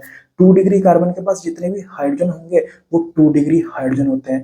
तो यहाँ पर जो 1 डिग्री कार्बन था ये वाला, उसके पास जो हाइड्रोजन है ना, 3 हाइड्रोजन है उसके पास, तो ये तीनों हाइड्रोजन क्या है? 1 डिग्री हाइड्रोजन है। तो यहाँ पर मैं 1 डिग्री हाइड्रोजन को हटा रहा हूँ और वहां पर मैंने क्या लगा दिया? क्लोरीन लगा दिया। तो ये मेरा बन गया एल्काइल हैलाइड। कोई दिक्कत है? कोई दिक्कत नहीं है। पर मैं यहाँ पर ऐसे भी तो कर सकता था कि मैं अगर 2 डिग्री हाइड्रोजन भी तो हटा सकता था। तो अगर मैं 2 डिग्री हाइड्रोजन हटा देता और वहां पर कहीं ना कहीं क्या लगा देता? क्लोरीन लगा देता, तो ये अपना ऐसा बन जाएगा, ये अपना ऐसा बन जाएगा। कोई दिक्कत है? कोई दिक्कत नहीं है, बिल्कुल अच्छे से समझ में आ गया, कहीं पे भी कोई दिक्कत नहीं है, ठीक है सर, ठीक है। और इस रिएक्शन को अगर आपने डिटेल में पढ़ना है तो आप एल्केन के टॉपिक में जाओगे। एल्केन में मैंने बहुत अच्छे से डिटेल में पढ़ा रखा है आपको, बिल्कुल एल्केन में बिल्कुल अच्छे से डिटेल में पढ़ा रखा है, ठीक है। तो एल्केन में आप जाओगे, इस टॉपिक को पढ़ोगे डिटेल में तो आपको मिल जाएगा। और वहाँ पर मैंने बहुत सारे आपको एग्जाम्पल भी करवा रखे हैं, पूरा अच्छे से कंसेप्ट आपको क्लियर हो जाएगा, ठीक है। क्योंकि ये जो सारी रिएक्शन है अपनी हाइड्रोकार्बन वाली, ये रिपीटेड रिएक्शन है भाई, क्योंकि हाइड्रोकार्बन चैप्टर मैंने आपको ऑलरेडी पढ़ा रखा है और वहाँ पर मैंने आपको डिटेल में ये रिएक्शन पढ़ा रखी है, फ्री रेडिकल हेलोजिनेशन, ठीक है। बाकी यहाँ पर जितना दे रखा है उतना मैं यहाँ पर पढ़ा देता हूँ आपको, ठीक है। अब ध्यान से देख, अब ध्यान से देख, अब मेरे पास कहीं ना कहीं ये भी बन गया मेरे पास और ये भी बन गया। अब इनकी जो मेरे पास 2 प्रोडक्ट बने हैं ना, इनकी कहीं ना कहीं मेल्टिंग पॉइंट, बॉइलिंग पॉइंट बहुत पास पास है यार, ज्यादा डिफरेंस नहीं है। तो कहीं ना कहीं इनको सेपरेट करने में मुझे बहुत दिक्कत आएगी यार, बहुत डिफिकल्ट है। तो वही बात एनसीईआरटी यहाँ पर लिखती है कि जो तेरे प्रोडक्ट बने ना, वो तो पहली बात बोलती है कि ये आइसोमर बने, ठीक है, ठीक है, which is difficult to separate as pure compound. तो यहाँ पर इनको डिफिकल्ट है बहुत कि सेपरेट कर पाऊँ, क्योंकि इनकी मेल्टिंग पॉइंट और बॉइलिंग पॉइंट बहुत आपस में मिलता जुलता है। तो ज़्यादा डिफरेंस नहीं है इनके मेल्टिंग पॉइंट बॉइलिंग पॉइंट में। तो इनको डिफरेंस सॉरी इनको सेपरेट करने के लिए बहुत दिमाग लगाना पड़ेगा, बहुत दिक्कत करना पड़ेगा, बहुत कष्ट करना पड़ेगा मुझे। तो मतलब बहुत ही डिफिकल्ट खेल है यहाँ पर, ठीक है। अब देख, मेरे क्या पॉली हेलो एल्केन्स भी बन सकते हैं, पॉली हेलो एल्केन्स भी बन सकते हैं। अभी तो मैंने जो बनाया ना, अभी जो मैंने प्रोडक्ट बनाया वो मेरा क्या था? मोनो हेलो एल्केन, क्योंकि मैंने एक हाइड्रोजन हटाया और एक क्लोरीन लगाया, तो मोनो हेलो एल्केन मैंने बनाया अभी, ठीक है। अब मैं क्या कर सकता हूँ? पॉली हेलो एल्केन भी तो बना सकता था, क्योंकि मान ले अब मैं 2 हाइड्रोजन हटा रहा हूँ और वहां पर मैंने 2 क्लोरीन लगा दिए, तो मैं ऐसे भी तो बना सकता हूँ, जैसे CH3 CH2 C, एक H रहने दिया, 2 मैंने यहाँ पर क्या लगा दिया? क्लोरीन लगा दिए। तो मैं यहाँ पर पॉली हेलो एल्केन्स भी बना सकता था, ठीक है, पॉली हेलो एल्केन्स भी बना सकता था। यहाँ पर मैं कहीं ना कहीं इसको ऐसे भी बना सकता था, देख CH3 CH CH2, एक मैंने यहाँ पर लगा दिया तो एक मैंने यहाँ पर लगा दिया, तो यहाँ पर मैं पॉली हेलो एल्केन भी बना सकता हूँ। तो यहाँ पर बहुत सारे प्रोडक्ट बनने की संभावना है भाई, और उन सब को फिर अपने को सेपरेट भी करना है, बहुत दिक्कत होने वाली है। इसलिए एनसीईआरटी खुद बोलती है कि जब हम हाइड्रोकार्बन से जब हम बना रहे हैं और जब हम इसका पहला पार्ट पढ़ रहे हैं, form alkane by free radical halogenation, तो ये बहुत बेकार तरीका है क्या बनाने का? एल्काइल हैलाइड बनाने का। एल्काइल हैलाइड बनाने का ये बहुत बेकार तरीका है, इसको यूज़ भी नहीं किया जाता, बहुत कम यूज़ किया जाता है, क्योंकि यहाँ पर बहुत डिफिकल्ट खेल है यार। क्योंकि जो प्रोडक्ट है, बहुत सारे प्रोडक्ट बन जाएंगे, फिर उनको सेपरेट करते रहो, ये काम है क्या ज़िंदगी में? तो यहाँ पर बहुत बिल्कुल दिक्कत होने वाली है। इसलिए जो ये अपना ये तरीका है कि एल्केन का क्या करना है, फ्री रेडिकल हाइलोजिनेशन करके हम एल्काइल हैलाइड जो बना रहे हैं, ये अपना बहुत क्या डिफिकल्ट टास्क है। तो यहाँ पर ये किया नहीं जाता, बहुत कम किया जाता है, ठीक है। और यही रिएक्शन अगर आपको हेलोजिनेशन ऑफ एल्केन पढ़ना है ना, तो आप एल्केन वाले टॉपिक में जाओगे, वहाँ पर केमिकल प्रॉपर्टीज आएगी एल्केन की, वहाँ पर जाओगे आप तो बिल्कुल डिटेल में आपको देखने को मिलेगा। बहुत सारे क्वेश्चन भी पहले प्रैक्टिस करवा रखे हैं। यहाँ पर तो एनसीईआरटी में जितना दे रखा है मैं उतना करा रहा हूँ आपको, ठीक है। और एनसीईआरटी की ये जो लाइन्स हैं आपको समझ में आ गई कि नहीं आई? एनसीईआरटी की जो ये लाइन्स है सर, ये आपको समझ में आ गई कि नहीं आई? आ गई सर, कोई दिक्कत नहीं है, ठीक है। अब आगे आता है, अब हम एल्कीन से, अब हम क्या कर रहे हैं? एल्कीन से एल्काइल हैलाइड बना रहे हैं। तो एल्कीन टॉपिक मैंने आपको पढ़ा दिया, बिल्कुल डिटेल में एल्कीन टॉपिक पढ़ा दिया। तो वही बात वापस से आ जाएगी। वहां पर मैंने आपको बताया था कि एल्कीन की रिएक्शन किसके साथ सर, हेलोजन हैलाइड के साथ। किसके साथ, halogen halide, sorry halogen halide नहीं, हाइड्रोजन हैलाइड, हाइड्रोजन हैलाइड मतलब HX के साथ रिएक्शन करना है। एल्कीन की रिएक्शन किसके साथ करना है, HX के साथ करना है, मतलब हाइड्रोजन हैलाइड के साथ करना है। ठीक है, इसको अपन बोलते हैं हाइड्रो हेलोजिनेशन। हाइड्रो मतलब हाइड्रोजन और हेलोजिनेशन मतलब हेलोजन। ठीक है, मतलब यहाँ पर एल्कीन में हमको क्या ऐड करना है, हाइड्रो हेलोजन ऐड करना है, मतलब HX मुझे एल्कीन में ऐड करना है। और ये टॉपिक मैंने आपको एल्कीन जब पढ़ा रहा था, एल्कीन की जब केमिकल प्रॉपर्टीज पढ़ा रहा था, बहुत डिटेल में पढ़ाया था, बहुत सारे एग्जांपल आपको प्रैक्टिस करवाए थे, बहुत सारे क्वेश्चन भी आपको प्रैक्टिस करवाए थे। ठीक है, तो यहाँ पर मैं एग्जांपल ले लेता हूँ। अब देख, ये मेरे पास एल्कीन है, तो सबसे पहले मैंने देखा कि ये सिमेट्रिकल है कि अनसिमेट्रिकल है। मैंने इसको तोड़ा, देख जैसा इधर वैसा ही इधर है, मतलब ये अपनी सिमेट्रिकल एल्कीन है सर। ये अपनी क्या है, सिमेट्रिकल एल्कीन है। ठीक है, तो सिमेट्रिकल एल्कीन है और इसमें तेरे को HX का एडिशन कराना है, तो ये तो बिल्कुल आसान खेल है, इसमें तो कुछ सोचना भी नहीं है। क्या क्या तूने देख, ये लिखा तूने पहले CH3 CH CH CH3, ये तूने, ये जो डबल बॉन्ड था इसको तूने एक बॉन्ड तोड़ दिया, तो एक जगह तूने H लगा दिया, एक जगह तूने X लगा दिया। तो जब तेरे पास सिमेट्रिकल एल्कीन होती है ना, तो जब डबल बॉन्ड को तोड़ता है, जब उसका जो पाई बॉन्ड है, इसका एक बॉन्ड पाई है और एक बॉन्ड इसका सिग्मा है, तो पाई बॉन्ड तेरा वीक होता है। तो पाई बॉन्ड को जब तूने तोड़ा ना, तो एक कार्बन पे तूने H लगा दिया और एक कार्बन पे तूने X लगा दिया। अब तो किसी पे भी लगा सकता है। ठीक है सर, क्योंकि अपनी जो एल्कीन है वो क्या, सिमेट्रिकल एल्कीन है। पर जब अनसिमेट्रिकल एल्कीन होती है ना, जब अनसिमेट्रिकल एल्कीन आती है, तो मैंने तेरे को बताया था कि यहाँ पर कौन सा खेल चलता है, यहाँ पर अपना खेल चलता है मार्कोनिकॉफ रूल का। और मार्कोनिकॉफ रूल में तो मैंने आपको लगभग 20-25 क्वेश्चन करवा रखे हैं भाई, बिल्कुल अच्छे से आपको बता रखा है, कोई दिक्कत नहीं होने वाली। तो यहाँ पर तो जितना एनसीईआरटी में दे रखा है इस टॉपिक में, उतना मैं आपको पढ़ा रहा हूँ। बाकी ये जो डिटेल में आपको पढ़ना है, तो आपको मैंने हाइड्रोकार्बन चैप्टर में पूरा पढ़ा रखा है, वो आपको रिवीजन साथ ही साथ करते रहना है यार। आप इसी टॉपिक का जो पार्ट पीछे आपको हाइड्रोकार्बन पढ़ा हुआ है आपने, उसका साथ ही साथ आप रिवीजन भी करोगे ना, तो ये जो टॉपिक है ये भी आपका स्ट्रॉन्ग होते जाएगा और आपको समझ में आता जाएगा कि पूरी कहानी क्या है, पूरी खेल क्या है सर। ठीक है, तो यहाँ पर ये अनसिमेट्रिकल एल्कीन है, यहाँ पर ये अपने पास अनसिमेट्रिकल एल्कीन है सर। ठीक है, तो इसकी रिएक्शन किसके साथ हो रही है, HI के साथ हो रही है। ठीक है, तो यहाँ पर मैंने क्या किया, यहाँ पर मैंने क्या किया, मार्कोनिकॉफ रूल लगाया। और मार्कोनिकॉफ रूल अपना क्या बोलता था कि नेगेटिव वाला वहां पर जाएगा, उस कार्बन पे जाएगा जहां पर हाइड्रोजन क्या हो, तेरे कम हो। ठीक है, तो देख इस वाले कार्बन पे तेरे हाइड्रोजन कितने हैं, 2 हैं, और इस वाले कार्बन के पास तेरे हाइड्रोजन कितने हैं, 1 है। तो जो तेरा नेगेटिव वाला पार्ट है, मतलब जो तेरा I- है, वो तेरा कहाँ जाएगा, जहाँ हाइड्रोजन कम हो। ठीक है, तो तेरा आंसर क्या आ जाएगा, CH3 CH single bond CH2, इस पे तेरा आ गया आयोडीन, और इस वाले पे आ जाएगा तेरा हाइड्रोजन। कोई दिक्कत है, कोई भी दिक्कत नहीं है। ठीक है, तो ये तेरा कहीं से बना, मार्कोनिकॉफ रूल से बना। पर यहाँ पर जो ये लाइन लिखी हुई है ना कि नेगेटिव वाला वहां जाएगा जहां हाइड्रोजन कम हो, ये अपना कब यूज होगा, जब अपना रीअरेंजमेंट नहीं हो रहा।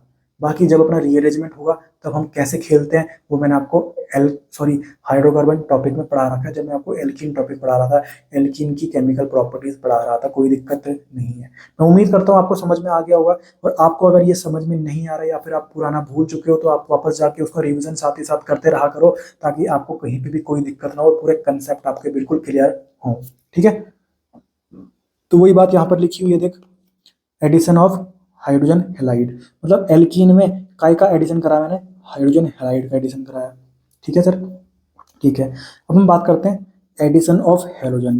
ठीक है, तो ये भी जब मैं आपको क्या पढ़ा रहा था, एल्कीन टॉपिक पढ़ा रहा था और एल्कीन की केमिकल प्रॉपर्टीज पढ़ा रहा था, तो बिल्कुल डिटेल में मैंने आपको ये खेल खिलाया था कि addition of halogen, addition of halogen किस पे एडिशन, एल्कीन पे। ठीक है, तो यहाँ पर जितना दे रखा है उतना मैं पढ़ा देता हूँ आपको। ठीक है, यहाँ पर अपन जो ले रहे हैं सॉल्वेंट, वो कैसा सॉल्वेंट ले रहे हैं, नॉन पोलर सॉल्वेंट।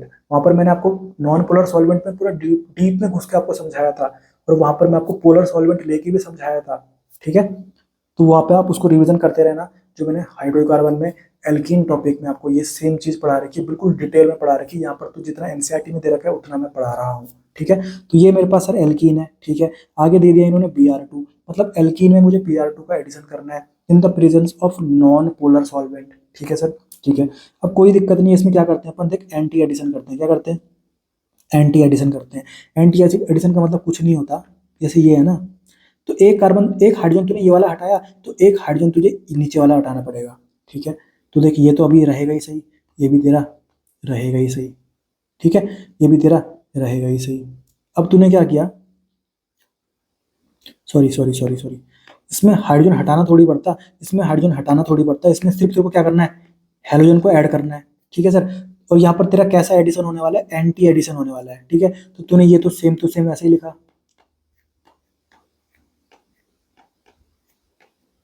और एक बार तूने क्या किया, अब तूने पाई बॉन्ड तोड़ा इसका, ठीक है। और एक बार तूने जो हेलोजन है वो नीचे इधर लगाया, और एक बार तूने क्या लगाया, इधर लगा दिया, तो ये तेरा क्या हो गया, एंटी एडिशन हो गया, ठीक है, एंटी एडिशन हो गया। समझ में आ गई बात। तो यहाँ से तू एक चीज देख सकता है कि देख, जो तेरे बगल बगल के कार्बन है, ये तेरा बगल बगल का कार्बन है, उसमें तेरे क्या लगे हुए हैं, हेलोजन लगे हुए हैं। और बगल बगल के कार्बन पे जब तेरे हेलोजन लगते हैं ना, इसको तू बोलता है विसिनल डाई हेलाइड। क्या बोलता है इसको, विसिनल डाइहेलाइड बोलता है। तो यहाँ पर तेरे को बिल्कुल क्लियर कट मैंने बताया था कि यहाँ पर जो प्रोडक्ट बनता है वो तेरा क्या बनता है, विसिनल डाइहेलाइड बनता है। यहाँ पर तेरा एंटी एडिशन होता है, यहाँ पर बीच में तेरा एक इंटरमीडिएट भी बनता है, हेलोनियम आयन, ठीक है। यहाँ पर तेरी जो रिएक्शन है वो यहाँ पर Cl2 के साथ होगी या फिर Br2 के साथ होगी। F2 के साथ क्यों नहीं होती और I2 के साथ क्यों नहीं होती, वो आपको मैंने बता रखा है, वहां पर देख लेना आप, ठीक है। बाकी जो ये आपकी रिएक्शन है एल्कीन में एडिशन ऑफ हेलोजन, ये किसकी तरह यूज किया जाता है, अपना टेस्ट फॉर अनसैचुरेशन। क्योंकि देख जो अपना Br2 है ना, इसका कलर होता है रेडिश ब्राउन। कैसा कलर होता है, रेडिश ब्राउन। और जो आपका प्रोडक्ट बना ना, ये अपना क्या बन गया, कलरलेस बनता है, ठीक है। तो जो अपना Br2 है उसका कलर रेडिश ब्राउन था, और जो तेरा प्रोडक्ट बना है ना विसिनल डाइहेलाइड, वो कलरलेस बन गया। मतलब यहाँ पर जो तेरा Br2 था वो डीकलराइज हो गया। डीकलराइज मतलब कलर उसका उड़ जाना, ठीक है। तो यहाँ से अपने को पता लगता है कि जो हमने रिएक्टेंट यूज किया था, जो वो अपना क्या है, अनसैचुरेटेड है, यानी उसमें डबल बॉन्ड है या फिर ट्रिपल बॉन्ड है। तो यहाँ पर जो अपना ये रिएक्शन थी, ये किसकी तरह यूज की जाती है, टेस्ट फॉर अनसैचुरेशन। और अगर तेरा कहीं ना कहीं जो रेडिश ब्राउन कलर था ना Br2 का, और जो तेरा प्रोडक्ट बनता उसमें भी रेडिश ब्राउन कलर ही आ जाता, मतलब यहाँ पर कलर अपना डिकलराइज नहीं हुआ, तब जाके तू बोलता कि जो रिएक्टेंट तेरा है वो क्या है, तेरा एल्केन है, मतलब वहां पर अनसैचुरेशन नहीं है, ठीक है। तो अगर तेरा कलर चेंज हो रहा है, मतलब तेरा कलर डिकलराइज हो रहा है, तो तेरा जो रिएक्टेंट रहा होगा वो क्या है, कहीं ना कहीं अनसैचुरेटेड कंपाउंड है, या फिर वो एल्कीन है या फिर वो तेरा एल्काइन रहने वाला है, ठीक है। बाकी ये जो टॉपिक है इसको बिल्कुल डिटेल में मैंने आपको पढ़ा रखा है, जब हाइड्रोकार्बन चैप्टर का एल्कीन टॉपिक में आपको पढ़ा रहा था और एल्कीन की केमिकल प्रॉपर्टीज पढ़ा रहा था। तो आप क्या करना, उसको भी साथ ही साथ इसी टॉपिक के साथ रिवाइज करना, ताकि आपके पूरा कंसेप्ट क्लियर हो जाए और पूरी कहानी और पूरा खेल आपको समझ में आ जाए, ठीक है। बाकी यहाँ पर एनसीईआरटी में एक एग्जाम्पल दे रखा है, एग्जाम्पल 6.3, ठीक है। इसको अपन करके देखते हैं, ठीक है। तो ये बोल रहे हैं ना कि इन्होंने यहाँ पर एक ये दे रखा है, ठीक है, ये अपने को क्या दे रखा है, एल्केन दे रखा है, ठीक है। अब ये क्या बोल रहे हैं कि यहाँ पर कितना मोनोक्लोरिनेटेड प्रोडक्ट बन सकते हैं, मतलब कितना मोनोक्लोरिनेशन पॉसिबल है यहाँ पर, ठीक है। तो अपन क्या करते हैं, पहले देखते हैं कि ये जो कार्बन इसमें प्रेजेंट है, ये कार्बन कैसे कैसे टाइप के हैं। तो देख ये 1 डिग्री कार्बन है, ये अपना 2 डिग्री कार्बन है, ये अपना 3 डिग्री कार्बन है, ये भी 1 डिग्री कार्बन है, ये भी 1 डिग्री कार्बन है। 1 degree carbon, 2 degree carbon, 3 degree carbon अपन कैसे निकालते हैं, ये आपको पता है, ठीक है, ये आपको पता है, कोई दिक्कत नहीं है। तो देख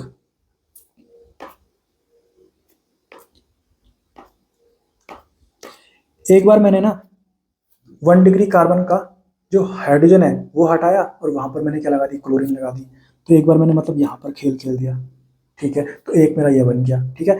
एक बार मैंने क्या, जो 2 डिग्री कार्बन है ना उसका जो हाइड्रोजन है, यानी जो 2 डिग्री हाइड्रोजन है उसको मैंने हटाया और वहां पर मैंने क्लोरीन लगा दिया, तो एक तेरा ये बन गया सर, ठीक है।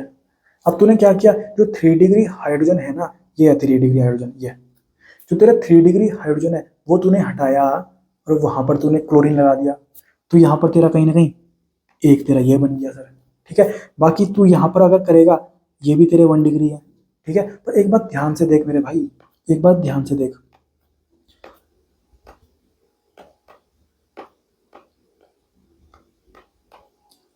एक बात ध्यान से देख, अगर तू यहाँ पर क्लोरीन लगाता है तो ये बात तो सही है कि यहाँ पर तूने 1 डिग्री हाइड्रोजन को हटा के क्लोरीन लगाई है, ठीक है। और अगर तू यहाँ पर क्लोरीन लगाता, यहाँ पर हाइड्रोजन को हटा के, ठीक है, तो ये बात भी क्लियर है कि तूने यहाँ पर भी 1 डिग्री हाइड्रोजन को हटा के क्लोरीन लगाई है। पर क्या दोनों का मतलब एक ही है क्या, दोनों का मतलब एक ही है क्या। अगर तू यहाँ से नंबरिंग करेगा, मान लिया तूने क्लोरीन लगा दी, यहाँ से तू अगर नंबरिंग करेगा तो 1 2 3 और ये 4, तो 3 पे तेरा क्या आ रहा है, मिथाइल आ रहा है, ठीक है सर। बाकी अगर तू यहाँ पर लगाता क्लोरीन को तो नंबरिंग करता 1 2 3 4, तो यहाँ पर तो तेरा 2 पे मिथाइल आ रहा है, मतलब दोनों बातें अलग है भाई, मतलब दोनों बातें तेरी अलग है, मतलब ये वाला डिग्री तेरा अलग है। 1 डिग्री तो है सही, पर ये वाला 1 डिग्री में तो क्लोरीन लगाएगा वो अलग बात हो जाएगी, और यहाँ पर इस वाले 1 डिग्री में जब तू क्लोरीन लगाएगा ये अलग बात हो जाएगी। पर इन दोनों की अगर मैं बात करूँ, इन दोनों की, इन दोनों 1 डिग्री की ये एक जैसे 1 डिग्री है भाई, ठीक है। यहाँ पर जब तूने ये लगाया था क्लोरीन तो देख 1 2 3 4, 2 पे तेरा मिथाइल आ रहा था, ठीक है। अगर तू इस वाले यहाँ पर कार्बन पे क्लोरीन लगा देता हाइड्रोजन को हटा के, तो देख 1 2 3 4, अभी भी तेरे 2 पे क्या आ रहा है, मिथाइल आ रहा है। मतलब ये वाले जो 1 डिग्री है ना, ये दोनों सेम है। यहाँ पर तो जब तू क्लोरीन लगाएगा तो सेम ही जाएगा, तेरा प्रोडक्ट बनने वाला है, ठीक है। पर तू यहाँ पर जब लगाएगा तो वो तेरा अलग बनेगा, तो तेरे टोटल कितने बन जाएंगे, एक अपना 2 डिग्री पे लगा के, एक अपना 3 डिग्री पे लगा के, और 1 डिग्री पे लगा के 2 टाइप के तेरे बन रहे हैं। तो टोटल तेरे कितने मोनोक्लोरिनेटेड प्रोडक्ट बन जाएंगे, 4 बन जाएंगे। और एनसीईआरटी में भी ये 4 बना रखे हैं, ये 4 तेरे बन गए सर। कोई दिक्कत है क्या, कोई दिक्कत नहीं है। तो मैं उम्मीद करता हूँ आपको पूरा समझ में आ गया होगा। और आज का जो ये लेक्चर था इसमें हमने एल्काइल हैलाइड का मेथड ऑफ प्रिपरेशन देखा कि कैसे अपन एल्काइल हैलाइड को प्रिपेयर कर सकते हैं। सबसे इंपॉर्टेंट पार्ट इसका है फ्रॉम एल्कोहल। एल्कोहल से हमने एल्काइल हैलाइड बनाना सीखा, फिर हमने हाइड्रोकार्बन से सीखा जिसमें अपने सबसे पहले एल्केन देखा, फिर एल्केन में भी हमने 2 चीजें देखी थी, addition of hydrogen halide and addition of halogen. समझ में आ गई बात। बाकी कैसा लगा लेक्चर के रिगार्डिंग कोई डाउट या कंफ्यूजन आपके दिमाग में हो तो आप उसको कमेंट सेक्शन में पूछ सकते हैं। बाकी लेक्चर कैसा लगा या कोई सुझाव मुझे देना चाहेंगे, कोई सजेशन आप मुझे सजेस्ट करना चाहते हो तो कमेंट सेक्शन में उसको भी जरूर बताना। बाकी मिलते हैं अगले वीडियो में, तब तक के लिए टाटा बाय बाय, जय हिंद। बनूं मैं हिस्ट्री, फोकस ऑन विक्ट्री, काम करूं डेली। कहते हैं लोग सुनूं सिर्फ मेरी मंजिल ना गहरी, मानूं ना हार, ये दिल पत्थर कलम कटार, क्यों दूं मैं गवाह।